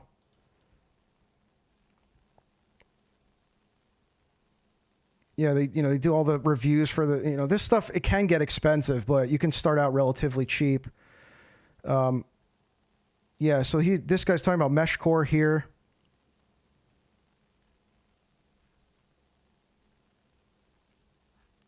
If you're interested in mesh networks, that's another thing. I have a channel in the Discord right now, but I'm kind of, it's inactive, but I'm planning to post more about this on the forum. This is a good video here because he explains the difference between the different mesh networks. Team awareness kit, so ATAC really like, and if it was started in 2019 by enthusiasts for outdoor adventures, exploded in popularity during the 2020s for preppers and for ham radio operators, honestly. And by 2026, it supports thousands of nodes worldwide with MQTT gateway end-to-end encryption, but if you turn on ham mode, it disables it. So think about how important end-to-end encryption is going to be in this type of scenario. Let's say this, this speculative scenario involves which this is going to happen. What happens when American Orthodox are under persecution? And this stuff that we're seeing about like, oh, right now it's, you know, it applies to whatever they're calling it, anti-tech terrorism or something, or like people criticizing ICE and people criticizing the development of AI in the data centers, right? Like they're starting to crack down and police them and stuff and monitor them. Well, what happens when that applies to orthodoxy? Now, I'm going to tie something into actually some of the current thing, the drama, discourse, whatever you want to call it, that we're seeing on Ortho Twitter, where, you know, I'm sure everyone's noticing this. Everyone's that's on the Orthodox space on Twitter. You have all these Protestants doing these like super low. It's almost like they're becoming increasingly more low tier, quote, attacks towards Orthodox. Right, all these really foul, blasphemous kind of like attacks, like even now lowering to like attacking our calling our martyrs. I don't even want to actually say what they're saying, but very, very blasphemous antichrist stuff.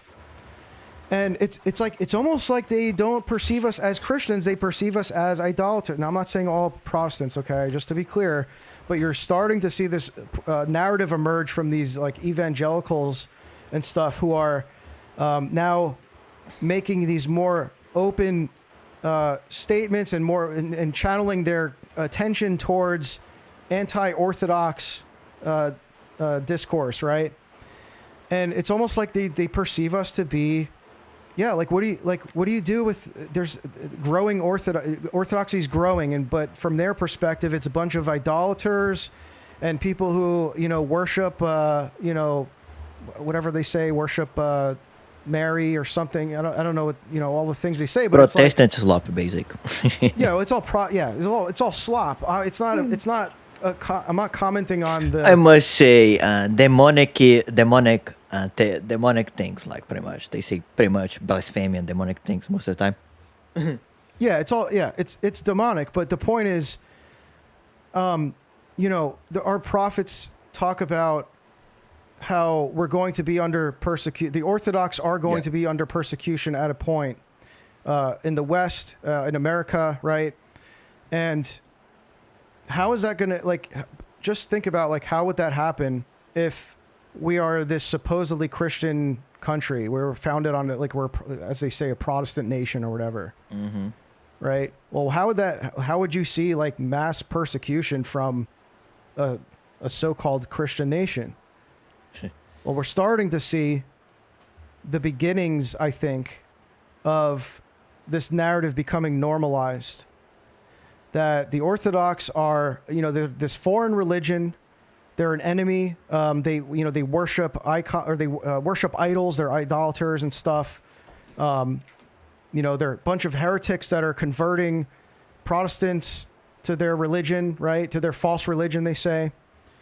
And so you just start, I know that it's I know it's a far shot now, seemingly, from actual persecution. It's just them saying words. I know that.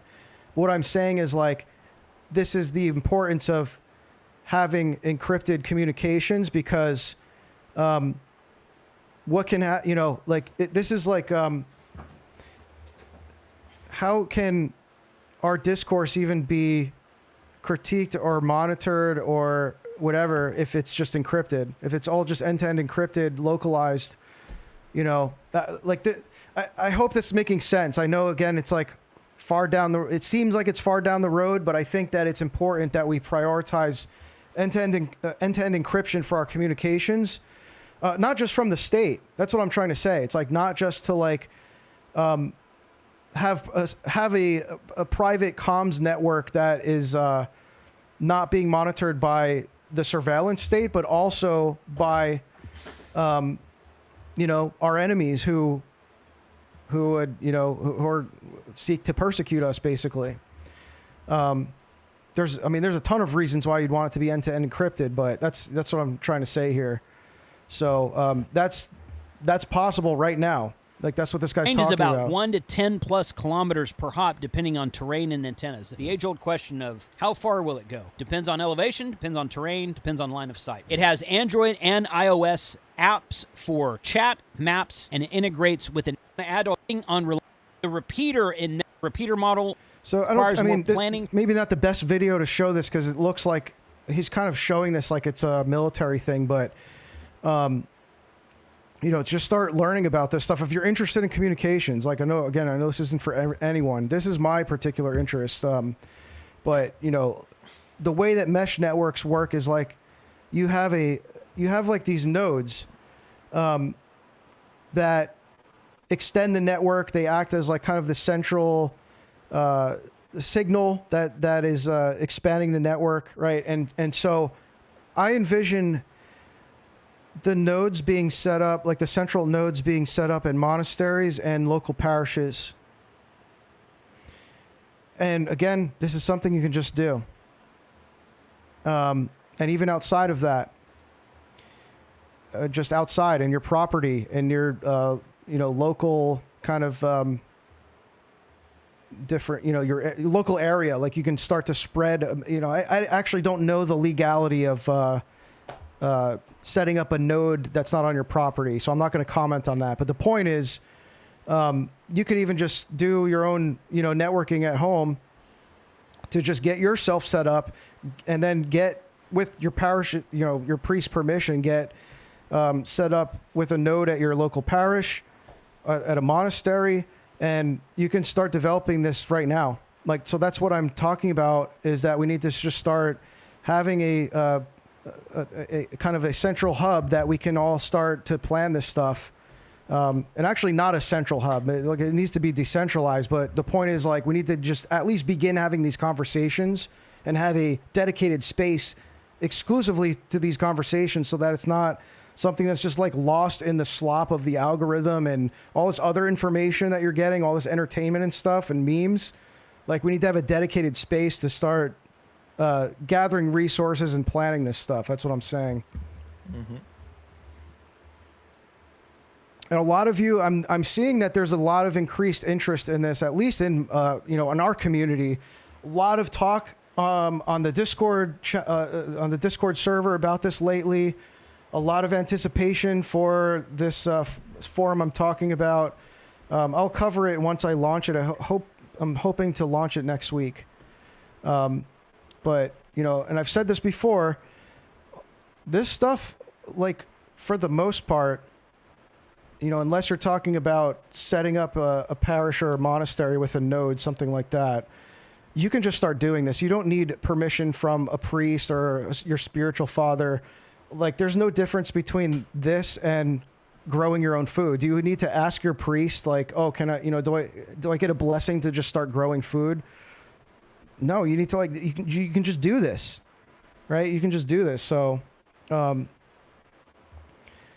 you can set up your own tower too. Yeah, thank you. Yeah, I've seen people just climb their tallest tree on their property and just set up a node up there. It depends, if you have something like an antenna, you can go on your roof and just mount one on an antenna or something.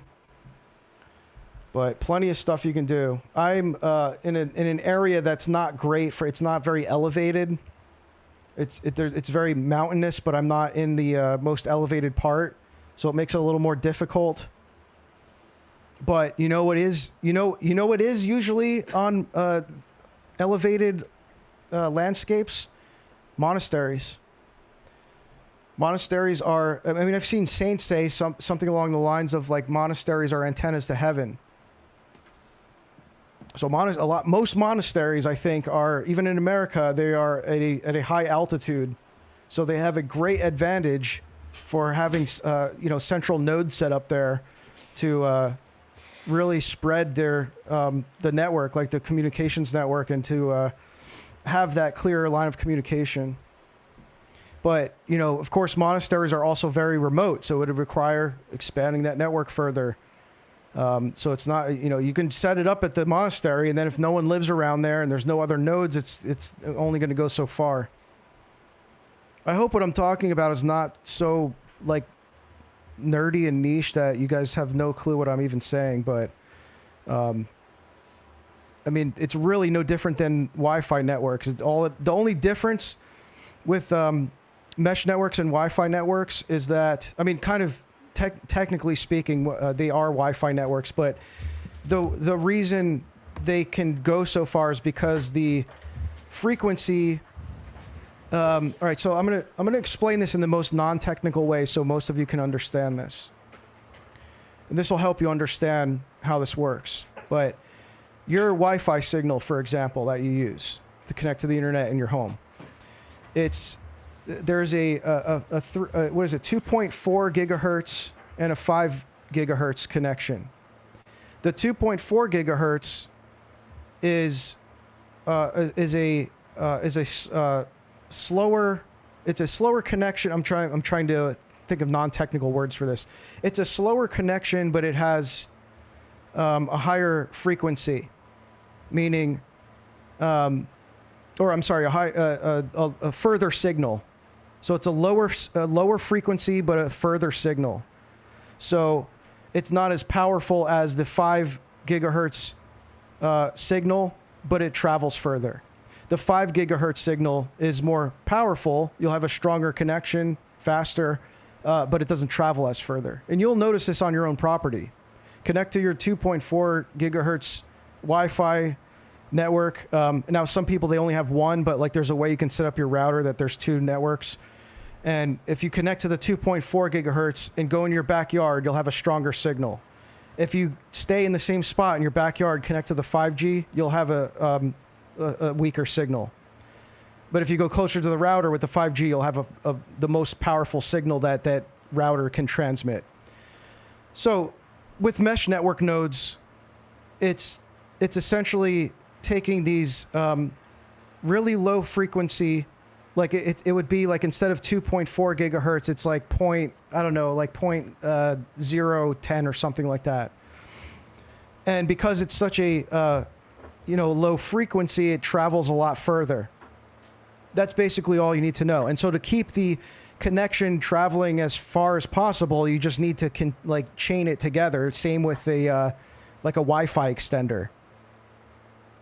So you're basically, think of it as just an offline Wi-Fi network. I hope that helps demystify mesh networks, but that's why it's important. And then on top of that, they're end-to-end encrypted. So when you are communicating on these mesh networks, you can have private chats, you can have group chats, you can send people media, and it's end-to-end encrypted by default. It's not like you have to turn on a setting to encrypt it. So it's literally, there's certain ones that I won't get into, like the details, but there's one in particular called Reticulum that is essentially more of a parallel internet than just simply like a communications network.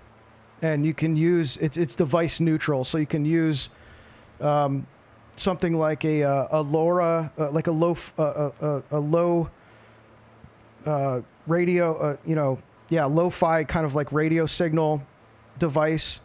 And you can communicate with someone with an iPhone or an Android. So it's like device neutral.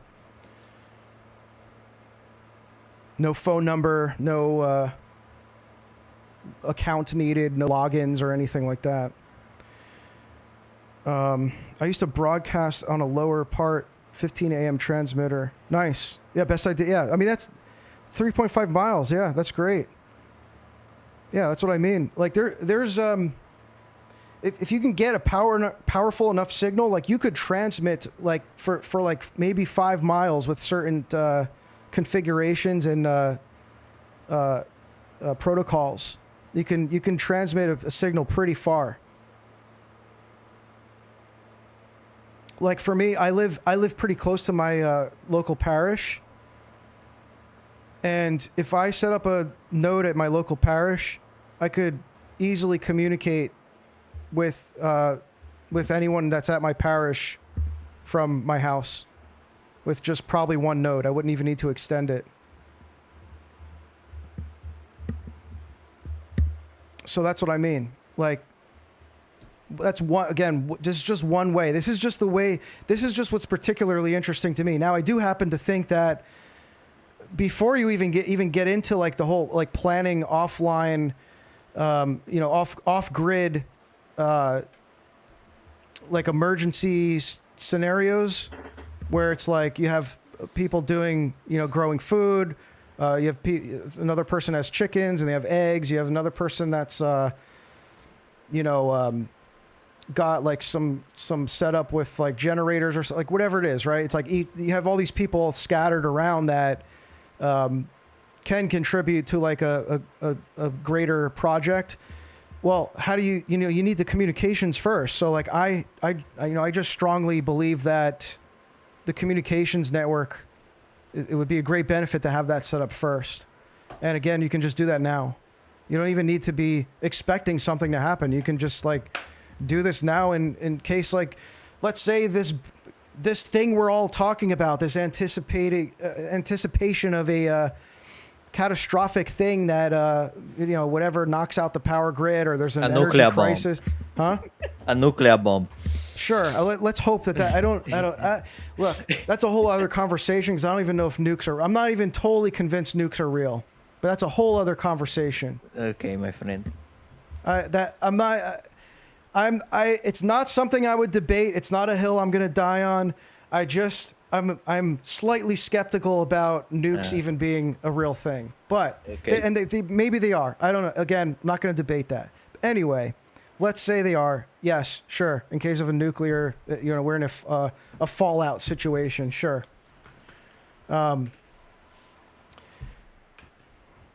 Yeah. Yeah, exactly. It's like more of like the boomer scenario. Like, I think that this is going to be, they're kind of telling us this is going to be some kind of digital cyber attack type thing.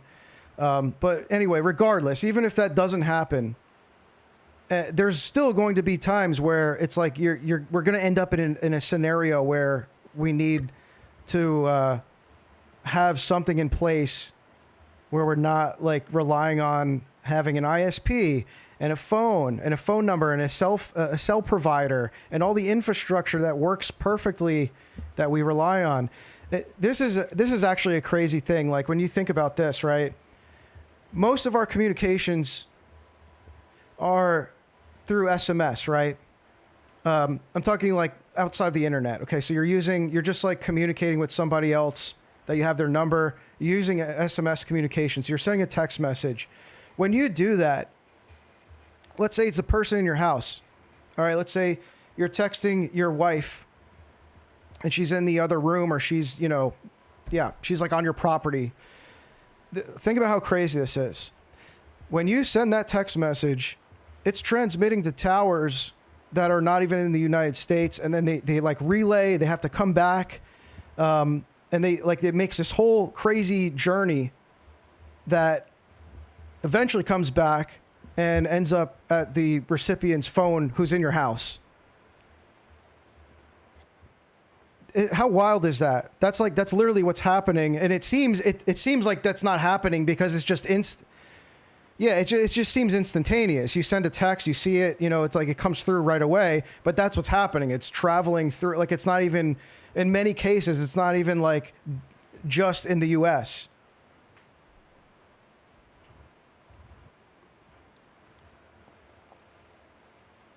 I don't know why that specific tower's there, but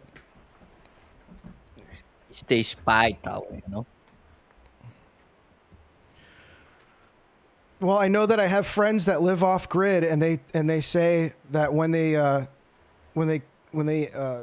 come back to civilization and they are kind of like under the signals of these cell towers and the 5G and stuff, they start to actually feel their cognition, like they start to feel like scrambled in their brain, like it's almost like they get brain rot.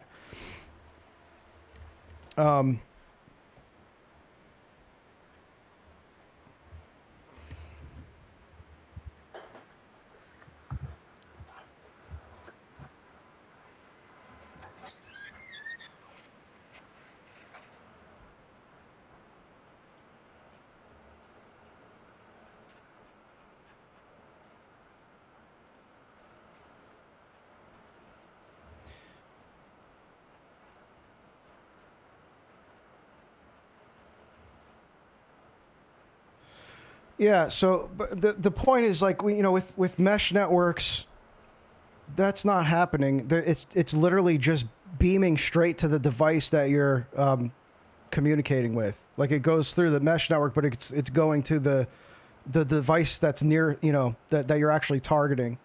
I'm oversimplifying it, but just to not get like too technical, but it's not making this, it's not traveling through these like corporate cell towers and stuff.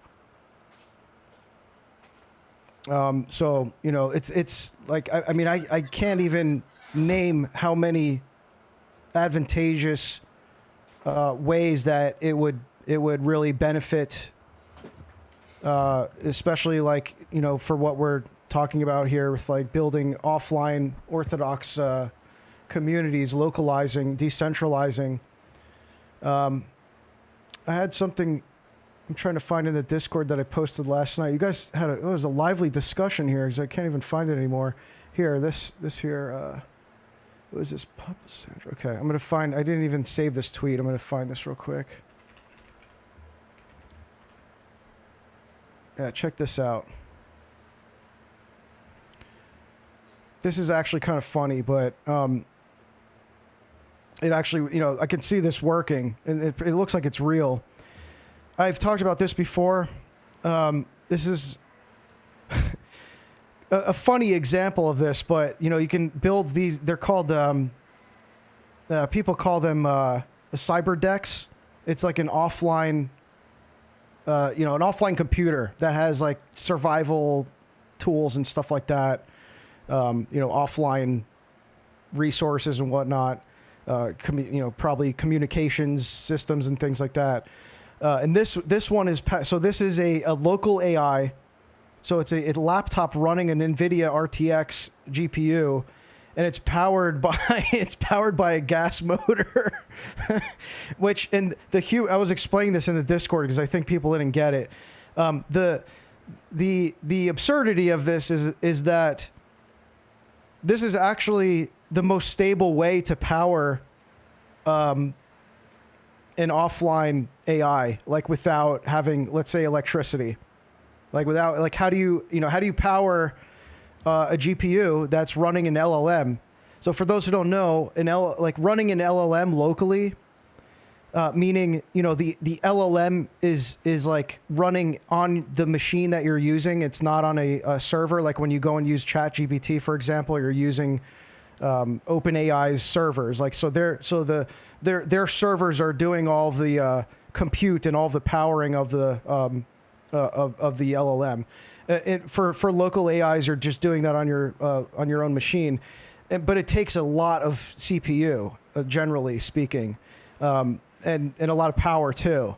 And so this is just powering it with gas, and essentially this is like the most stable way to do it, because otherwise, like, how do you do that? Well, you have solar. Solar is not going to stably power a GPU. It's not. You're not going to get like stability and like hours of operation out of that.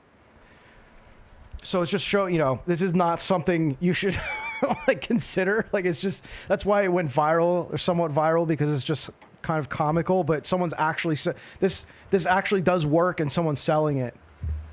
But people are there. This is another thing I'm seeing a trend increasing of these offline workstations. So this is another thing you could build yourself. Look at how, aside from the gas powered engine and the fact that it's like, looks like it's spitting gasoline all over the computer. Take that out of the picture. You have this is kind of generally what they look like. They're inside some, like really hard, what do you call it? Like, like a secure kind of like case or box or something that you can drop. And you have the computer inside there, and there's like usually a bunch of hard drives under it, right? Or some other parts or whatever. And that would be like your offline, information and communication center. So you can build something like that. Again, aside from I'll find you guys maybe better examples of this, but you could build something like this too if you enjoy tinkering, and you still want to have all of the, like, you'd have to offline stuff for this to even have any use for you. If you're totally dependent on accessing information and resources online and doing Google searches and using, the digital golem to answer questions for you. There's not much, you're not going to really understand what the point in even having something like this is. This involves having like a decent amount of resources that are offline that can only be accessed digitally. So like you can just look up, what are they called? I forget the name. What is it? Offline workstation or cyberdeck? They call it cyberdeck.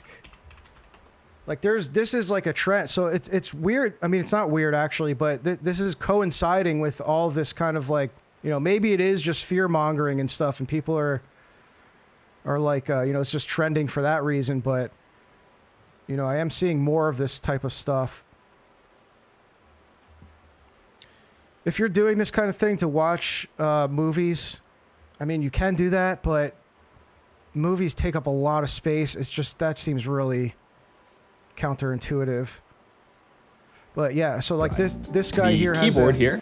This is a Raspberry Pi screen. I mean, you can get these like touch screens that you can connect to a Raspberry Pi. They're like $40. This stuff is really not that expensive. Hey, I'm Justin, a senior writer here at PC Mag covering the topics of VPNs and privacy, and this is my CyberDeck. So this is the CyberDeck.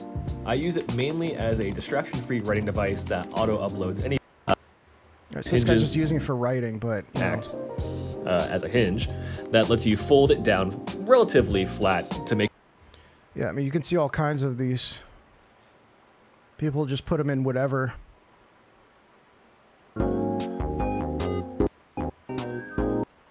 I mean, in some are more or less done. They're just closed.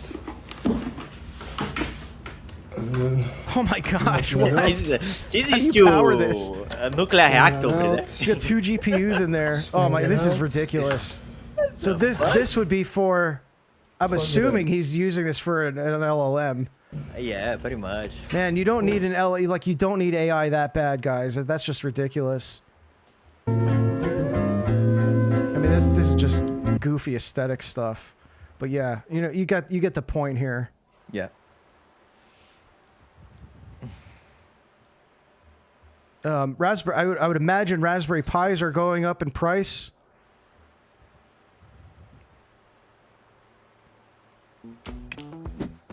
.3D printers. 3D printing is another thing that would be very resourceful to have. There's a if you guys are following tech stuff, there's an actually kind of an ongoing. It just was put out there by Louis Rossmann, who's kind of like, I guess he became famous for being like an Apple whistleblower. And you guys have probably seen the paperclip avatars and YouTube comments and stuff. That's like a movement that Louis Rossmann started. And so he basically found that, and maybe I'll just find a video of this, but actually it's not that interesting for people who aren't interested in 3D printing. But there's a very popular 3D printing company called Bamboo Labs rather. And it just, this guy Louis Rossmann exposed how they require a login for the 3D printer, and that login interfaces with the centralized proprietary software that the company's using, and they are essentially able to monitor what each user is printing with their printer. I would assume that's for compliance with the laws regarding 3D printing lower receivers and whatnot. But the point is, even with 3D printing, you're seeing like people are there's monitoring and spying going on with that. Does it go to China? Bamboo Labs. I think you're right. I think they're Chinese. Yeah. So it's like, you're printing, whatever you're printing is going to China. Now, I've talked about this before, but even on your standard printer, I'm not going to remember this guy's name, but hang on. There's a video on this. This guy. Watch this video. This is wild. This blew my mind. This guy, Sam Bent, you guys need to follow Sam Bent on YouTube. He's a surveillance expert, or cybersecurity expert, but he talks a lot about surveillance. He's talking about in this video how there's it's called the Clipper chip that's inside every printer, and it basically for every document that you print, it prints like within some kind of like I guess like some kind of invisible ink, essentially. It prints like little codes that get sent to the whatever it is, HP, Canon, the company, because they all have logins too now. Like, I mean, this is like largely the case with most printers. You also need like an email address, an account, right, to just hook it up. And it sends the print. So even without that, like the printing, if it's connected to a network, I don't know how this works if it's offline. I don't remember, but essentially your printer is able to track, like the companies are able to see what you're printing with this like invisible ink that prints these codes on the pages and stuff. So he talks about how this like, it's been going on for 20 years, he's saying.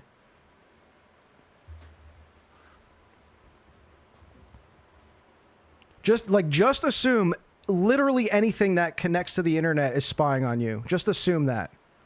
Even your printer, even if it sounds ridiculous. Oh, I'm sorry, I'm not even sharing it. My bad. I was showing this. Finally broke the story in November of 2004 when a journalist named Jason published government uses color laser printer technology to track documents.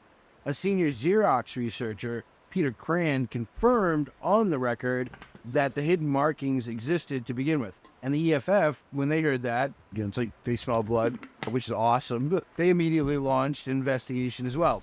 And they started inviting Roombas too. Yeah, your vacuum. Smart TV. Dude, if you have a smart TV... donated $5 through Super Chat. Invisible ink Yo, Super Alan, Chat thank you, printer. man. Yeah, literally.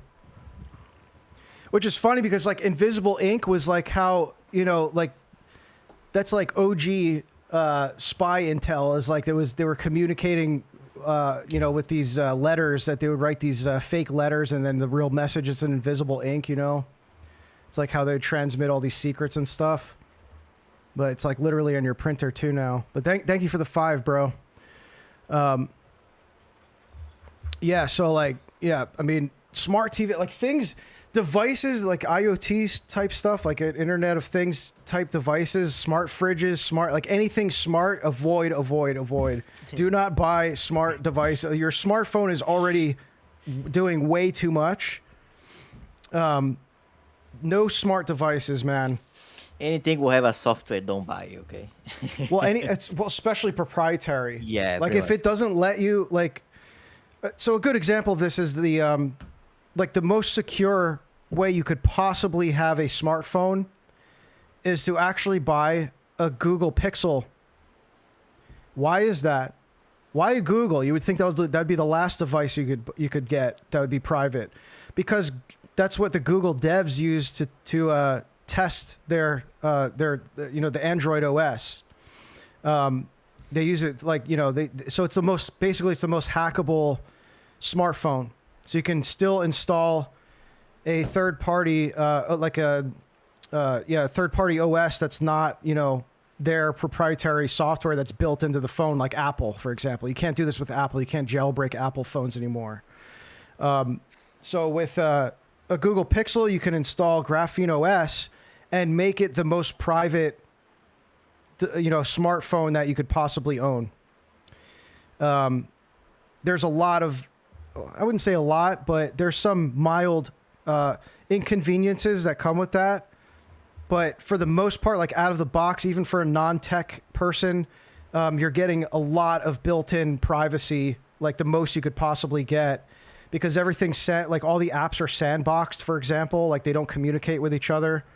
And it's completely de-Googled. So like you literally have to use a Google device to have a completely de-Googled device. That's the irony. But anyway, there's very, very few quote smart devices that you can do that kind of thing with, like gut it of any proprietary software and install open source, privacy respecting software that doesn't spy on you. You can't do that for smart fridges. You can't do that for smart TVs, smart microwaves, smart vacuums, like anything that connects to the internet. That's just like, it seems like it shouldn't. You're not you're not going to be able to hack that. Yeah, the Roombas are insane, man. Like that's so crazy. Like it basically like what a Roomba is doing is it's like mapping the whole inside of your house. I don't know if you guys have seen this. I think I might have mentioned this before, but like on a related note, I'll show you guys something kind of hilarious and kind of scary. Check this out. Let me find a good source for this. Okay, so this is from Politico. Pokemon is a Western intelligence tool. So this is basically about how... Okay, this isn't actually a good article. I'll pull up this one. How Pokemon Go became entangled in international espionage. So basically, this is about how Pokemon Go got millions of children to do geo-tracking for the FBI, like for intelligence agencies. How insane is that? So this is what these like Roombas and these smart vacuums that connect to the internet are doing to your house. Like they're just geo-tracking your house, and that data is getting sent to, you know, whatever the company is, and then probably being sold to a new number of other companies as well. And God knows what they're doing with it. But here you go. Think about how much ground they covered just from this stupid app, this game that is like giga viral. How they're able to geo-map locations that the FBI, they wouldn't otherwise have access to, essentially, or they wouldn't even know to look there, or whatever. So they just got all these people to do it for free. Look at this. Even though accusations echo these made at the time the game's released by Russian ultra-nationalists. Okay, Dugan was talking about this, who claimed Niantic, the San Francisco-based developer of the app, was linked to CIA venture capital. I didn't know Dugan had a part in exposing this. Influential figures in Russia depicted the app as an extraordinary scheme by the U.S. Secret Services to craftily enlist millions of people across the world to photograph and film hidden, out-of-the-way places. Yeah, there you go. Wild. A new era of spying. Yeah, No, go ahead.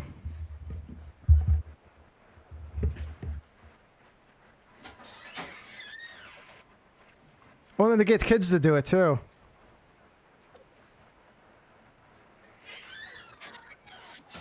Yeah. Yeah, so it's always foreign, it's so easy to psyop Americans, it's crazy. It's like all these foreign intelligence agencies are spying on us from these toys we're playing with, essentially. They get everyone hooked, the whole population gets hooked on these apps, and they do their own surveillance for themselves. Like we've just been all psyop to like imprison ourselves, basically. Yeah.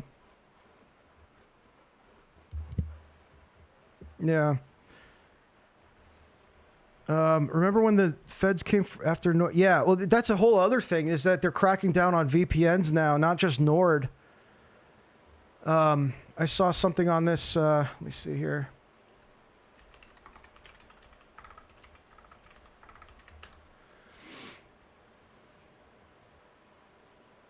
Okay, so this was, yeah, Pavel Durov covered this. Apple just banned several VPN apps that's from Russia.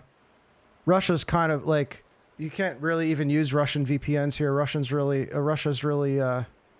highly targeted with anything like that. EU plans VPN crackdown. New age ID system cannot be bypassed via VPNs. And we talked about that last stream.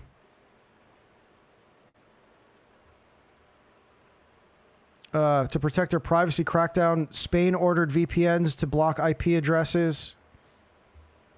The order was issued without notifying NordVPN or Proton VPN. Neither could challenge it before. Yeah, so like the VPN companies don't have any say in this stuff either. They just block their IPs. And if you use a VPN, you'll probably, like depending which one you use, you'll probably notice that there's a fair or pretty much like an increasing amount of websites that you can't even access while you're on the VPN. So they're already making it harder to just do daily browsing with the VPN. Now, of course, this gets into like, there's a whole debate in the privacy community about if it's even worth using a VPN, because like all you're doing is like instead of your traffic being routed, like instead of your ISP knowing about your traffic, about what websites you're visiting, it's just the company that runs the VPN. So it's like Nord knows about your traffic instead of whatever, Comcast or whatever, right? Or private VPN or PIA. And some of these companies are Israeli too, by the way. So like always look into where they're located, where they're centrally located. But yeah, I mean, you're essentially just trusting a third party company instead of an ISP. So it's not, it's also not as private, but there are VPNs. Like I use Molvad. Molvad is probably the most private VPN that I know of, because you don't even they don't have any. You could purchase it without them even knowing anything about you. You can just I use Monero, so you can just purchase a year of access to the VPN with Monero. And the way that it works, I think they use Tor networks and stuff. I don't know exactly how it works, but it's significantly more private than the ones you see all the YouTubers and stuff shilling on their channels, like Nord and stuff.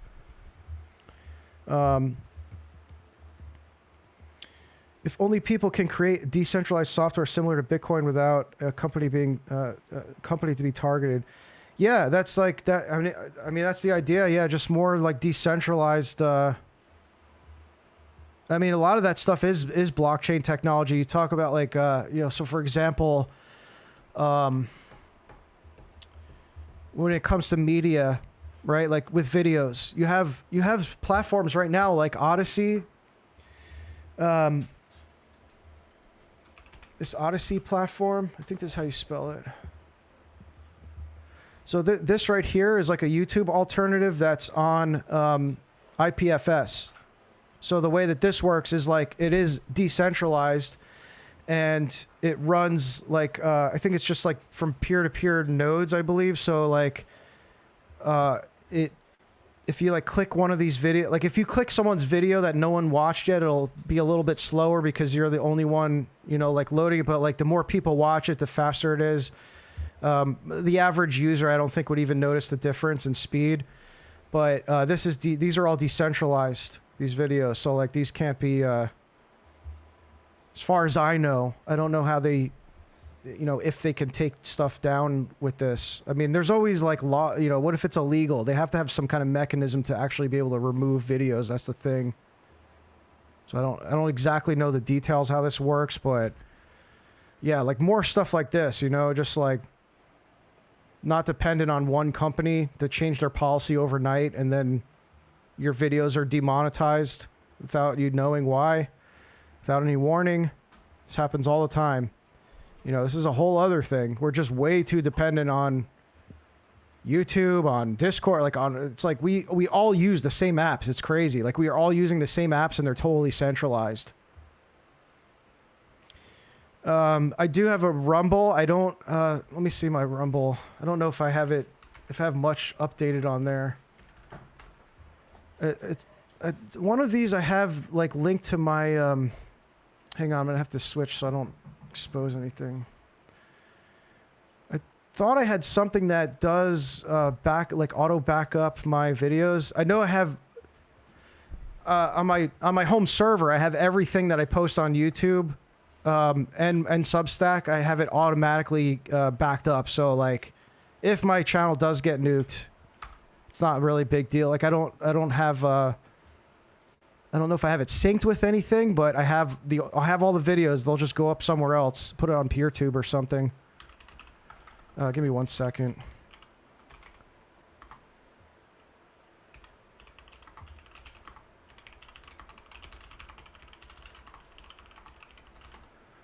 Oh, come on.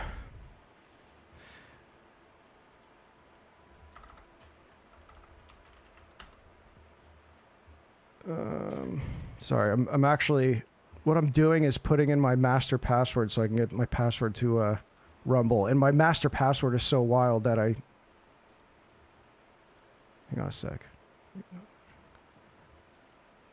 All right, I don't... Oh, let me just see if I could just look on the site. I don't have to log in.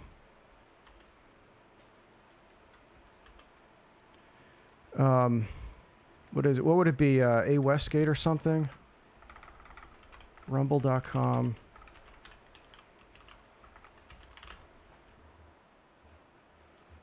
Oh, maybe Westgate.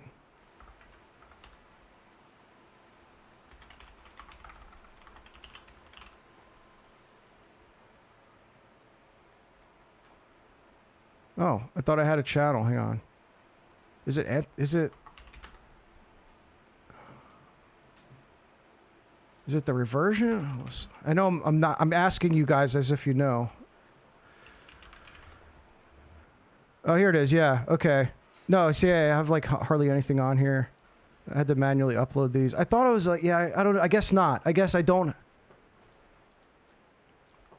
Yeah, you can, but it doesn't let, like, cause I don't even want to get this boring details and stuff. But yes, you can, and you're supposed to be able to, but I can't for some reason. You could do that on Odyssey too. But yeah, I would just have to upload everything manually, but it wouldn't be as big of a deal. But I do have, like, the videos aren't going away. I'm not totally dependent on YouTube. I have everything archived. Every live stream, every video, everything I ever posted, it's all archived. So I would just, you know, have to manually do most of it, but it wouldn't be that big of a deal. I thought it was like Odyssey or something. Let's see. Odyssey. Am I on Odyssey?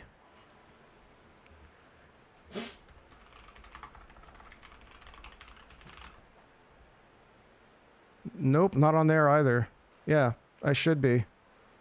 But yeah, I think it's the same thing. You just like sync it up with your YouTube and it just auto uploads everything. So I'll have to get it fit. I had to contact Odyssey and they were like, we can't do it for your account because I already linked it before to a different channel and you can only do it once. So it's like, I'm cooked on that, I guess. But that's but yeah. Anyway, the idea here is like, you know, especially creators, like, if you're all in on one platform, like, that's just not smart. I'm sorry. I don't care how, like, even, and especially if you're a big channel, if you only have one way for people to access your content, and you don't have a backup plan, like, in place already, where you have at least everything is, like, you know, locally backed up at least. I'm sorry. I mean, it's just a matter of time, I think. I suppose it depends what you're talking about, but, you know, if you're doing wholesome Chungus content, you'll probably be fine forever. Anyway. Big Chungus. Yeah, that's right. I have it. Yeah, someone said, I have a Cordrianu video. I think that's why I uploaded that one video to Rumble. Because this one was so spicy that I didn't even want to risk uploading this to Substack. So this is technically supposed to be exclusive content. So you guys can go on my Rumble and watch what's supposed to be an exclusive video that that I didn't want to risk uploading to Substack. So there you go. It's one of my 2 videos. Thoughts on what is that, Zcash? I don't have thoughts on it. I don't use Zcash. I don't see why you would use Zcash instead of Monero. Is that the one that Snowden is into? I mean, I know it's an OG crypto, but if you're into privacy crypto, like, I do not understand the case for not just being all in on Monero. I just don't understand. Like, you're not buying it for investment purposes, so why wouldn't you use the best technology?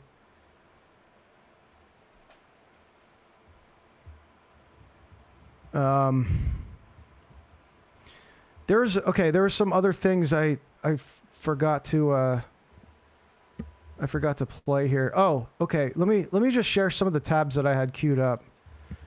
Kind of just not in any particular order, but this is an example of something that I think would be really useful to archive offline.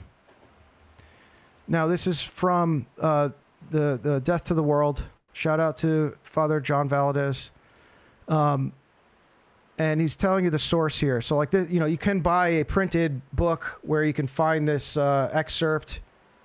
I think it's from, where does it say? Does it say at the top? Yeah, from the Authentic Seal, Spiritual Instruction and Discourses by Archimandrite Amelanios. Sorry, I can never say his name right. Who's the former abbot of the holy monastery of Simonos Petrus and Mount Athos. And this is an excerpt from the book, but like I think this is valuable to have offline. It's about technology, right? It's like more people might see it if it's available online than if they were to buy the book and have to find this excerpt. So lots of really great stuff like this on the internet that, you're relying on this site. It's like you probably can't find this specific excerpt anywhere else online except for this Death to the World site. So it's like, God forbid we don't have access to this site anymore for whatever reason. It stops being maintained. It goes offline. You lose this.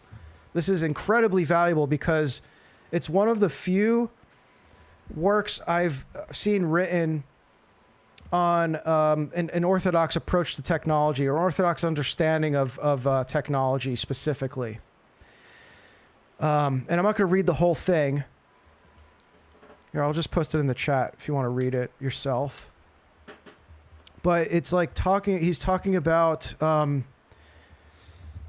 how like the relationship between anthropology and technology, right? He's saying a great deal is made nowadays of the technological revolution from both sides.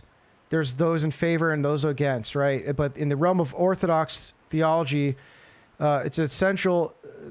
Is there really any essential difference between the age-of-old problem of technology and today's reality? We could, of course, talk about the last century with the Industrial Revolution and all its consequences, social, political, moral, religious, and so on. When people speak of a new era in the history of mankind, of the third technological revolution, are they not perhaps exaggerating the extent of undoubted change in the conditions under which we... Okay, so he's kind of framing this in a way that it's like, is this really any different than the technology of old, right? But there's this feature in modern technology that's turned everything on its head. While in former times, people attempted to use science to improve their dominion over nature. Just make this bigger so it's actually readable. With results likely to prove positive, but also with terrible and limitless opportunities for intervention in these new laws themselves. And where might this inversion bring us? To the further extension of these opportunities or to voluntary restrictions to ensure the sovereignty, dignity, and survival of nature. And so he's talking about Adam in paradise, who, ate from the tree of knowledge and was made a man, which he made, God made man a farmer of immortal plants, so that through agriculture in Eden, he would constantly be occupied with God. Technology, therefore, makes its appearance after the fall. So he's talking about technology as something that is a result of the fall. And so he's talking about how like kind of the original, like the original use case of technology was for agriculture, right? It was like for farming, for gathering food. And then it gets into the industrial age. And he's saying, like, this is what I wanted to highlight here. Technology per se is not, of course, harmful, being the fruit of the reasoning and intellect of man who was formed in the image of God. So because it's a creation of man, it's not like it's inherently evil or anything. But when unrestrained and unbridled, it rushes headlong towards its destination. Then it becomes Luciferous through not bearing light, but rather pitch darkness. The danger for us is the absence of accountability in the way in which technology is administered and exploited, a way which has its aim in the stifling domain or domination of human life and the solution of problems by technical means, regardless of moral and metaphysical principles. And so he's saying that, you know, now in the modern sense, like the technology is created generally like kind of with this, you know, nefarious purpose of enslaving us to varying degrees. And so the Orthodox position retains an unadulterated form which draws from its life and experience, as well as from a never-failing spring of asceticism and the voice of its treasury of monastic tradition. And so he talks about some examples of like how the monks used technology. So he's saying here, if I can find it. Sorry, I haven't like read this in a while. I'm just trying to find where this is. Yeah, here. So there would be no need for monks to miss services. Our own Saint Athanasius the Athonite built on the holy mountain a mechanical kneading device, which was driven by bullocks. This instrument, says the life of the saint, was the best both in terms of attractiveness and art of manufacture. The same was true throughout the lands where Orthodox monasteries were established. So he's talking about how this is a technology they built to, and look at this with restraint in mind, right? So he gives 3 criteria based on the Holy Fathers of how to subject technology to the church. And the first is restraint. The second is spiritual vigilance. Or I guess there's 2, sorry. Yeah, there's the restraint and spiritual vigilance. So you can go ahead and read that. But like, this is what I'm trying to point out is like, become a gem hunter, not the gems in the sense of like, the memes that you see of the soy jacks, and it's like, oh, this is a gem post, you know, a gem post that like you forget existed, you know, within a few days. Like these are real gems that are online that you can actually harvest in a sense that you can download an offline copy of this, or, you know, share it. You know, I don't know if there's like copyright things, so I'm not going to make a statement on that or tell you to go share copyright material or whatever. I don't know how that works, but essentially what I'm saying is like, take these writings and at least offline them. You know, I think if you cite it, it's probably fine. It's just an excerpt. But I think it's probably fine to spread this around, get it on other websites. And this is just one example. I'm not saying this specifically, but I'm saying when you encounter stuff like this, and it's like an excerpt, like something where there's like a number of things that it checks off where it's like, wow, I can tell this is like rare knowledge that I might not be able to find unless I buy this book or something. But it pertains to a very relevant subject. We should have, you know, more people should have access to this wisdom. This is the kind of stuff like we need to be having archival systems in place that we can do something with this, not just click a link and look at it and then move on with your life. Like actually do the work to make this accessible while we can. And one way you can do that is like, actually, you know what? I'm going to, before I sign off, I'm going to show you guys something. Here's what we're going to do. I'm going to take this. There's an much easier way to do this, but I'm going to do it this way anyway. There's a Chrome extension that you can just automate this, but here's what I'm going to do. I'm going to highlight all this, grab it. I hope I'm logged in. And I'm going to go to memory.money.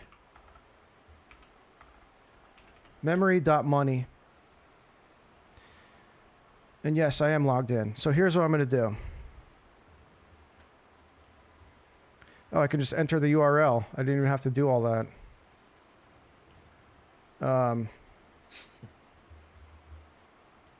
Where's the tab? I have so many tabs open, I lost it now. One sec. Okay, here. All right, here's what I'm going to do. I'm going to paste this in. Now it's archiving. And there's the whole article. Now, what did this do? What did this do? See how it says this content is not saved on Bitcoin. Well, let's change that. Let's save it on Bitcoin. Now this is getting archived forever. As long as there's, as long as the Bitcoin network is up and running, which is basically forever, because even in an offline scenario, there's so many Bitcoin nodes now that there's like, I don't know how many, probably hundreds of thousands, if not in the millions at this point of, probably millions of people that are running nodes that have the entire blockchain on there, on their local machines. So I'm gonna archive this. I'm paying, it's costing me $1.26 in transaction fees. And now it's going on the Bitcoin ledger forever. Immutable scarcity. And and now, you know, that'll take a little while, but basically, you know, I'll just show you what this does. Yeah, my friend Ardian made this. It's incredible. It's, you know, it's really just like a front end, but it's very, you know, it's a little more than just a front end, but this is essentially what it's doing. So I told you guys about this earlier, that I archived this on Bitcoin. This is Bishop Luke's letter that he wrote on the spiritual dangers of artificial intelligence. See how it says saved on Bitcoin? There's the transaction. Now I can actually view this on the,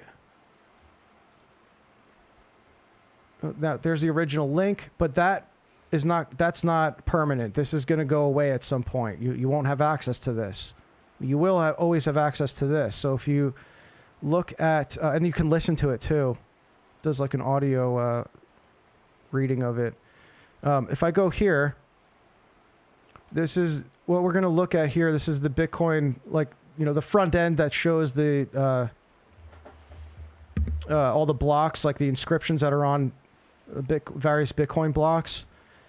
And this is what it looks like. So this is permanent. This is never going away. It's inscribed into the Bitcoin network, the Bitcoin block. I must ask, are you showing something or you're not showing something?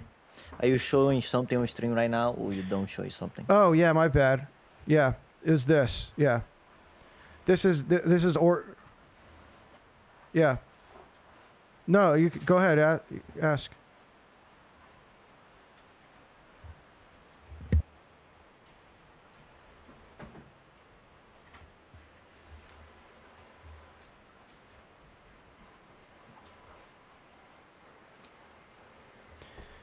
Well, so what we're looking at is the front is, I mean, like, these are in the sense of like permanency. This is a website, ortiscan.com. So this is a front end of a website that, you know, this website won't always be there probably. Like, this isn't the permanent website. The original website that I got that text from isn't always going to be there, right? That's not permanent either. But what is permanent is that I permanently inscribed this text into the Bitcoin block.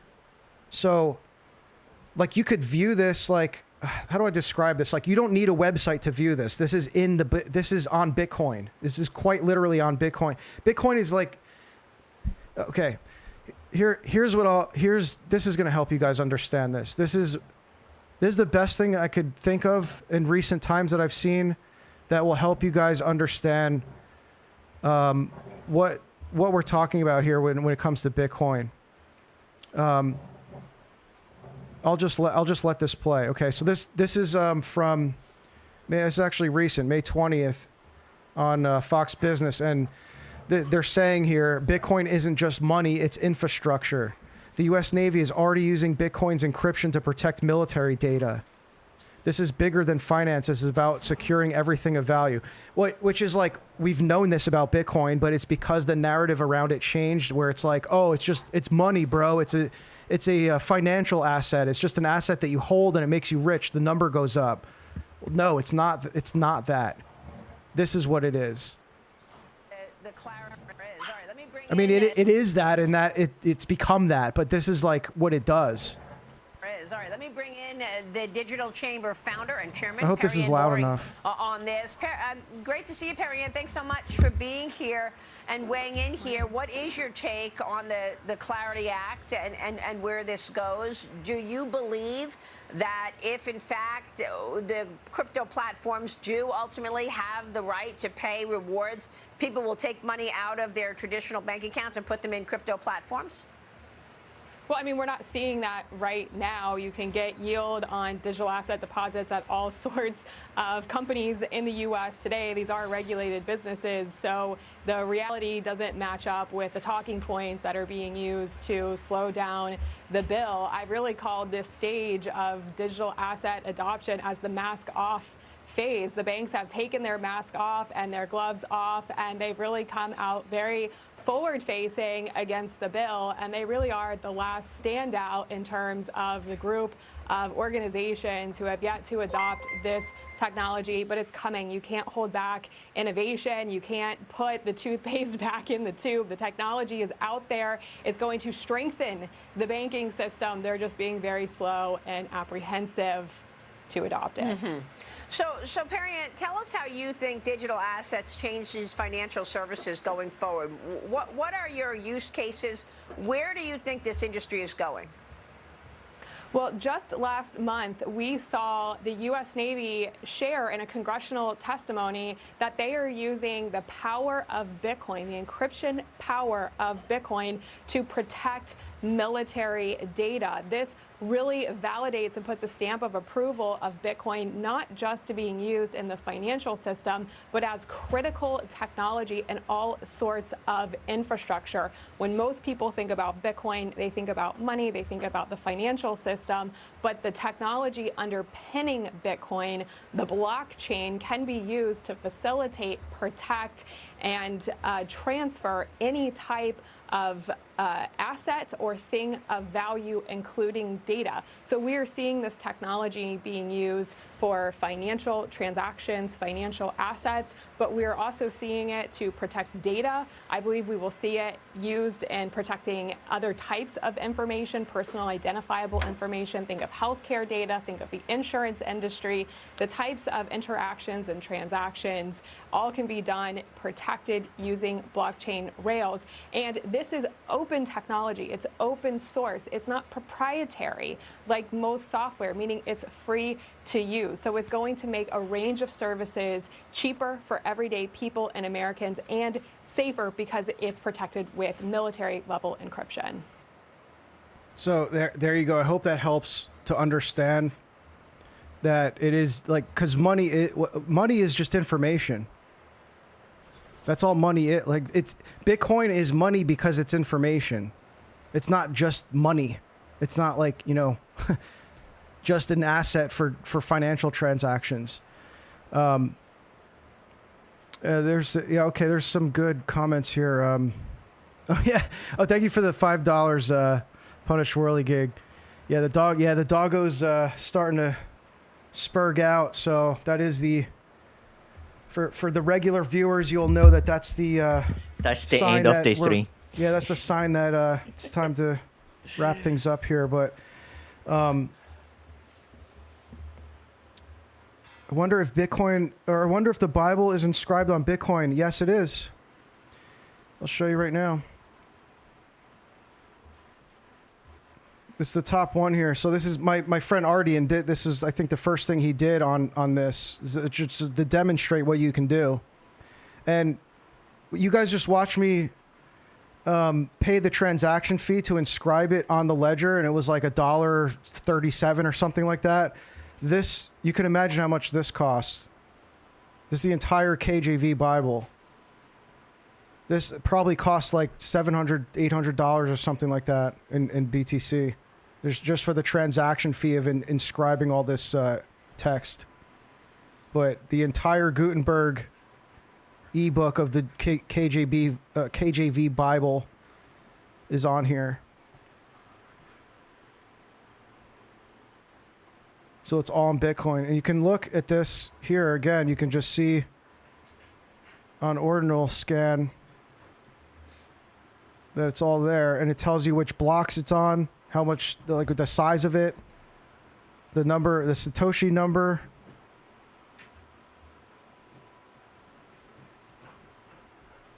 So this is how you truly, I mean, I can't think of a better way to archive anything on, like, in a digital sense.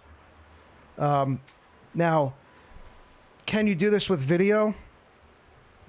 Well, let's go to canonic.xyz. This is the other website that Ardian built. And actually, let me log in here. Sorry, I didn't have that, I wasn't showing the thing I thought I was showing. One sec. We're getting to like tab inception at this point now, 'cause it's late in the stream. All right, give me 1 sec. I'll share. This is what I was showing. How it's on the. You can see how it's on the ledger. Let me log in here. 1 sec.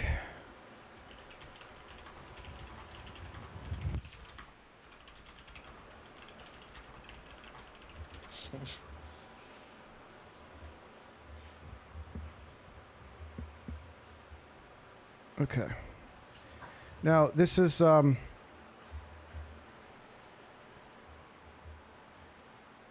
Canonic. So this is you can sell or upload podcasts, books, videos. I should have stuff. I think I'm sorry if you guys seen this already. I think I've shown it maybe even the last stream. I don't even remember at this point, but yeah, so there's a Father Josiah Trenum lecture series on here about master or slave technology in the Christian life, which is fantastic. And so basically this is only that you can only buy this on Bitcoin. I don't think you can even buy this on the Patristic Nectar website. So he made this exclusive for, you can see I purchased this in 2023. This is how long I've known about this. You can, yeah, so this is like on, I don't even think you can download it off of Bitcoin. Like it's just exclusively on Bitcoin. So if I go to my library, yo, chill out. Here's a documentary. This is the first documentary that was published exclusively on Bitcoin. It's about Roger Ver. And like I'm playing this and it's like, I mean, I don't even know how this works, to be honest with you, like how there's a video on Bitcoin. Like I don't even know how this works, but it's there. And you can do the same with podcasts. These are some Martyr-made podcast episodes. So this is the one with Ardian, where he explains, Bitcoin as like an Bitcoin as a weapon. How this is just like a weapon. Probably the digital equivalent to the nuclear bomb, essentially. And he talks about like energy, how it impacts the energy sector. A lot of it's, kind of similar to like what we're seeing with the data centers and stuff. There's like a whole kind of like energy war for like, control over the energy grid and stuff that involves all these Bitcoin mining facilities and whatnot. But yeah, this is all on, I mean, I've bought, books on here. This is James Poulos's book, Human Forever, that you can only buy on Bitcoin. You can see the address that it's on. It's like you cannot buy this on Amazon or any publisher. It's exclusively on Canonic. You can only buy this book on Bitcoin. I didn't even realize Charlie Kirk reviewed this. So, just another example of like, these are all, look, music. I mean, not a huge library on here, but it's just because not a lot of people know about this, or maybe they don't understand how it works. But I don't think you need to understand it. You just need to use it. When I publish my book, it'll go on here. I need to publish more stuff on here. I just get like really, I look at my own work and I'm like, I don't even know if there's anything. It's like kind of presumptuous to be like, oh, my work is so important, I'm going to inscribe it on Bitcoin forever or something. It's like, I don't even know what particular thing I've published that would be worth doing that for. But yeah, you could essentially do that with anything you've created. So yeah, I mean, art, you could probably sell on here, magazines. But there you go.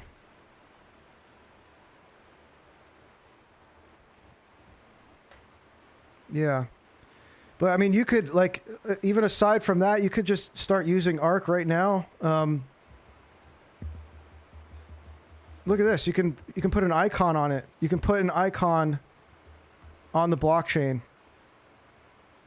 You can see that this was saved on Bitcoin. So look, again, I'll go here.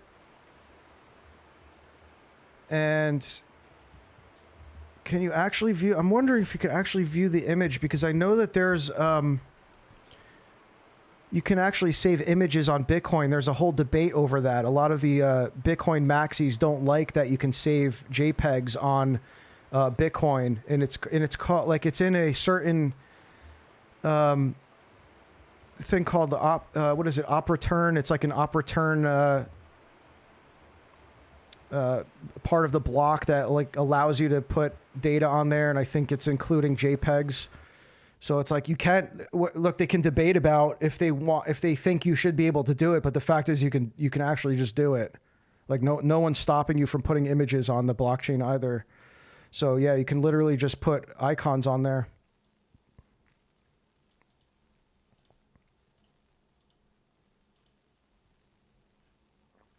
The latest inscriptions on Ortoscan are slop, are they? Yeah, well, so here's the thing, though. Let me see. Here's the thing. Check if they're actually on Bitcoin, though. Because if it says off-chain, it's not actually, like, no one actually paid. Like this one, I never actually saved it to Bitcoin. I did this, but I didn't. Oh, this is what I just did. I thought, oh, maybe it's just waiting for the transaction. Yeah.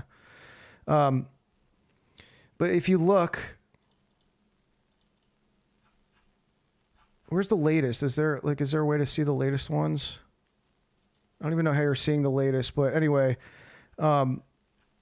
these are all on the on Bitcoin, but some of these are not.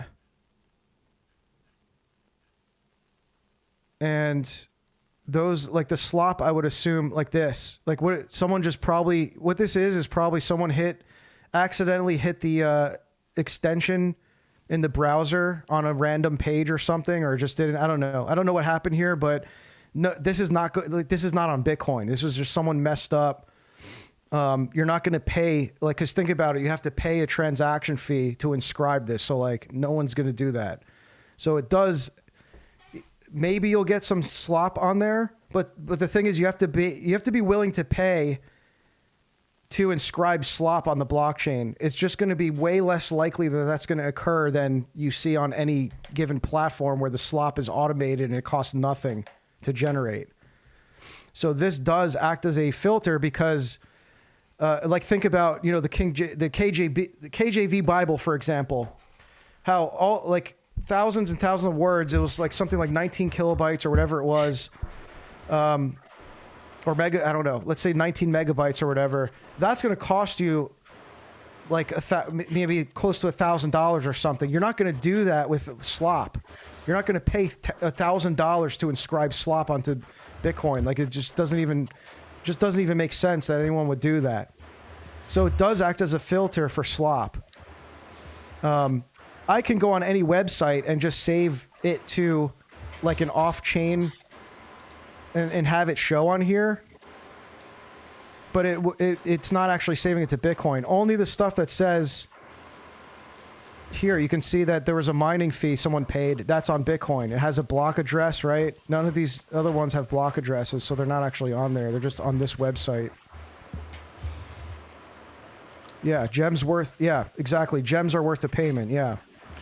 So you have to, it's like there's a whole value assessment you have to make. It's like, is this information that I want to archive, how valuable is it? Am I willing to just pay out of my own funds to have this inscribed to Bitcoin forever?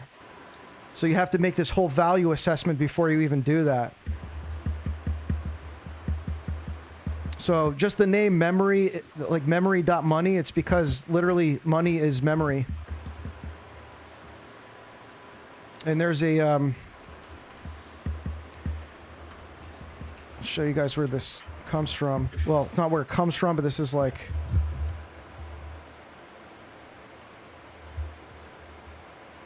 here, what is this called? Memory is Money by Narayana something. If you want to read about this, go here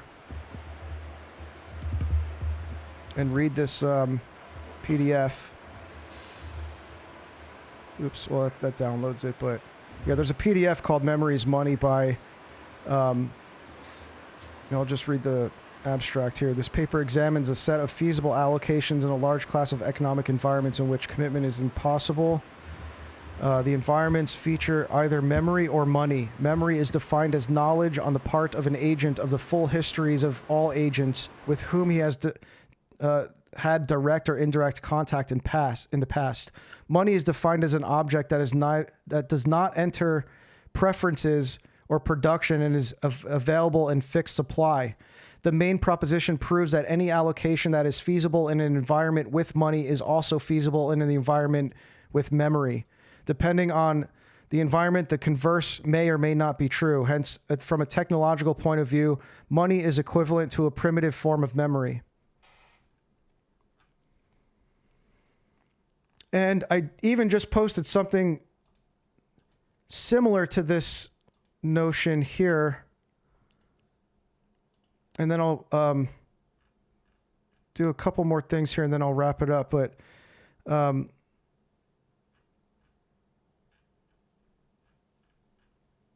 this is another good thing that they just posted on that Death to the World that's similar here. Some produce spiritual literature on the computer while others create outrage. Also using the same technology, some save themselves while others perish even while still on earth.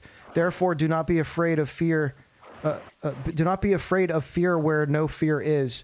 Live according to God's law and render unto Caesar that which is Caesar, and unto God that which is God, then we'll be saved. It's from Elder John Christenkin.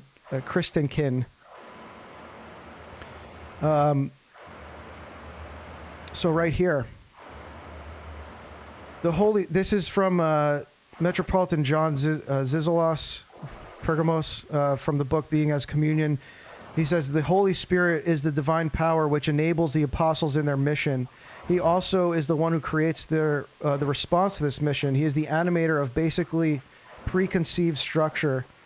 He confronts the process of history with its consummation, with its transformation and transfiguration. By bringing the eschata into history, the Spirit does not vivify a pre-existing structure. He creates one. He changes linear history into a presence. Where the eschata visits us, the Church's amnesis acquires the Eucharistic paradox, which no historical consciousness can ever comprehend, i.e. the memory of the future, as we find it in the anaphora of the liturgy of St. John Chrysostom. Remembering the cross, the resurrection, the ascension, the second coming, thine own of thine own we offer unto thee. So, this is the idea that this is what I'm saying, eschatology is the Holy Spirit enabling the church to remember the future. So, and I remember a talk by Abbot Sergius from St. Tikhon's monastery, and he said that the church is the memory of God. So, when you think about this technology of Bitcoin and how it's immutably scarce informational, archival system, basically. One of the things that it is. And think about that in the context of the church is the memory of God. Well, get to work. Inscribe inscribe these gems into the blocks, and they're there permanently. But of course, again, this is just one thing of many that you can do. I think we've touched on plenty of other stuff here. I did have some other things I was going to show. I forgot. I had like a trailer. I don't know. Press 1 in the chat, I guess, if you want to see. I've got a trailer from this movie or I guess it's a Netflix series called Person of Interest. I don't know if you guys have seen this, but apparently it's got some kind of like maybe revelation of the method type thing for what's going on now. And another, I was going to look at the Disclosure Day trailer, the new Spielberg movie about the alien disclosures. All right, I got 2 ones. That's okay. I don't even know how many people are watching, but it seems like at least 2 people want to see it. All right. End of the stream anyway, so whatever. Not many people make it this long, I don't think, anyway. Okay, so there's the Disclosure Day trailer. What did you steal? Now, actually, you know what? I might get a copyright strike for this. Copyright strike, yeah. I might skip this. Let's say the Crowlians appeared and say, please give your booty. Everything will become clear. Well, you could see this everywhere. Just like go see what the latest, Spielberg's been talking a lot, making these public appearances, I guess, to promote this, but it's like obviously no coincidence that this is during a literal alien disclosure from the U.S. government. He now has a movie about it, and of course he directed Close Encounters of the Fourth Kind as well. Watermark, yeah, I'm not going to do a watermark. I don't have time for that. Link it in Discord. All right, yeah, I'll put it in Discord. The other one was this might get copy strike too. I forgot. But this is like a trailer for this, or I guess it's the intro to this show. I don't watch Netflix at all. I don't even know what's going on there. But apparently, this is like a show about government surveillance. A machine. It spies on you every hour of every day. I know because I built it. I designed the machine to detect acts of terror, but it sees everything. Violent crimes involving ordinary people. So it's the Patriot Act. People like you. Crimes the government considered irrelevant. They wouldn't act, so I decided I would. But I needed a partner. Someone with the skills to intervene. Hunted by the authorities. We work in secret. You'll never find us. But victim or perpetrator, if your number's up, we'll find you.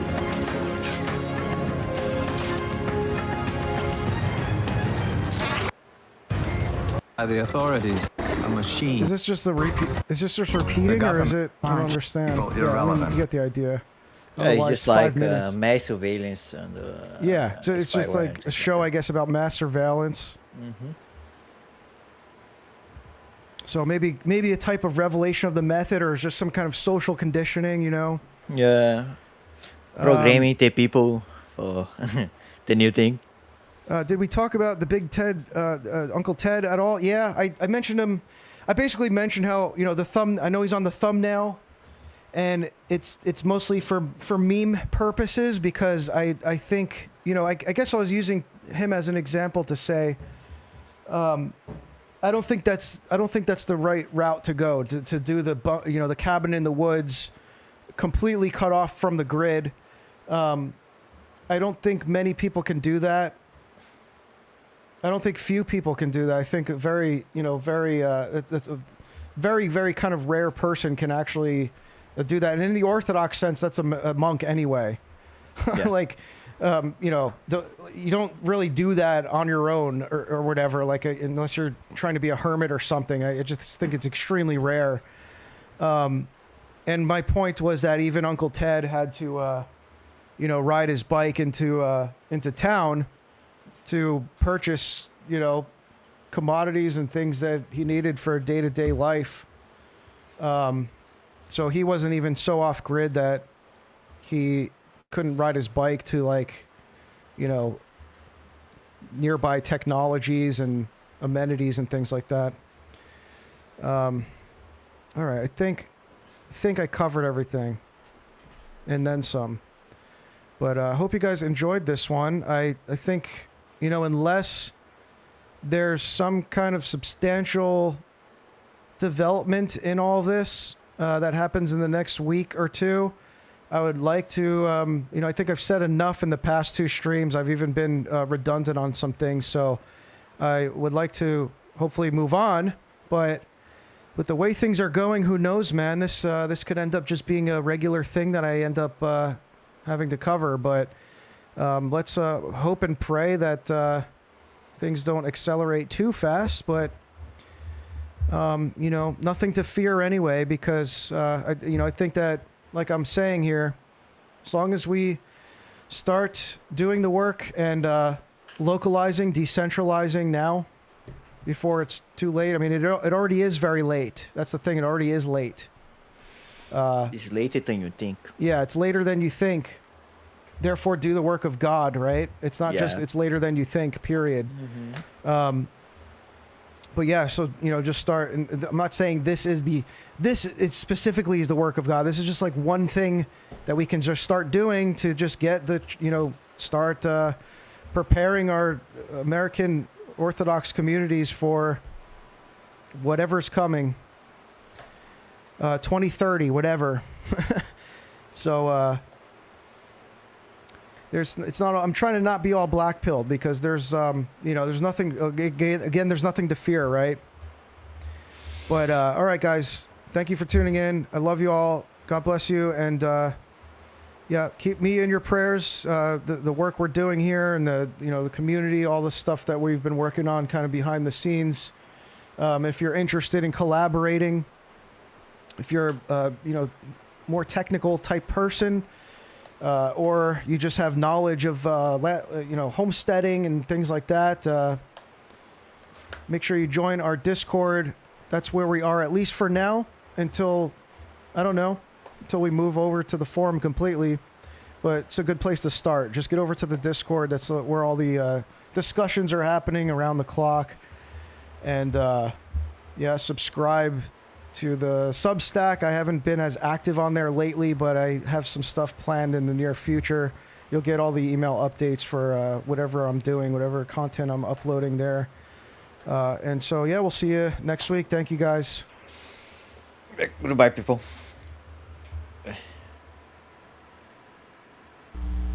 You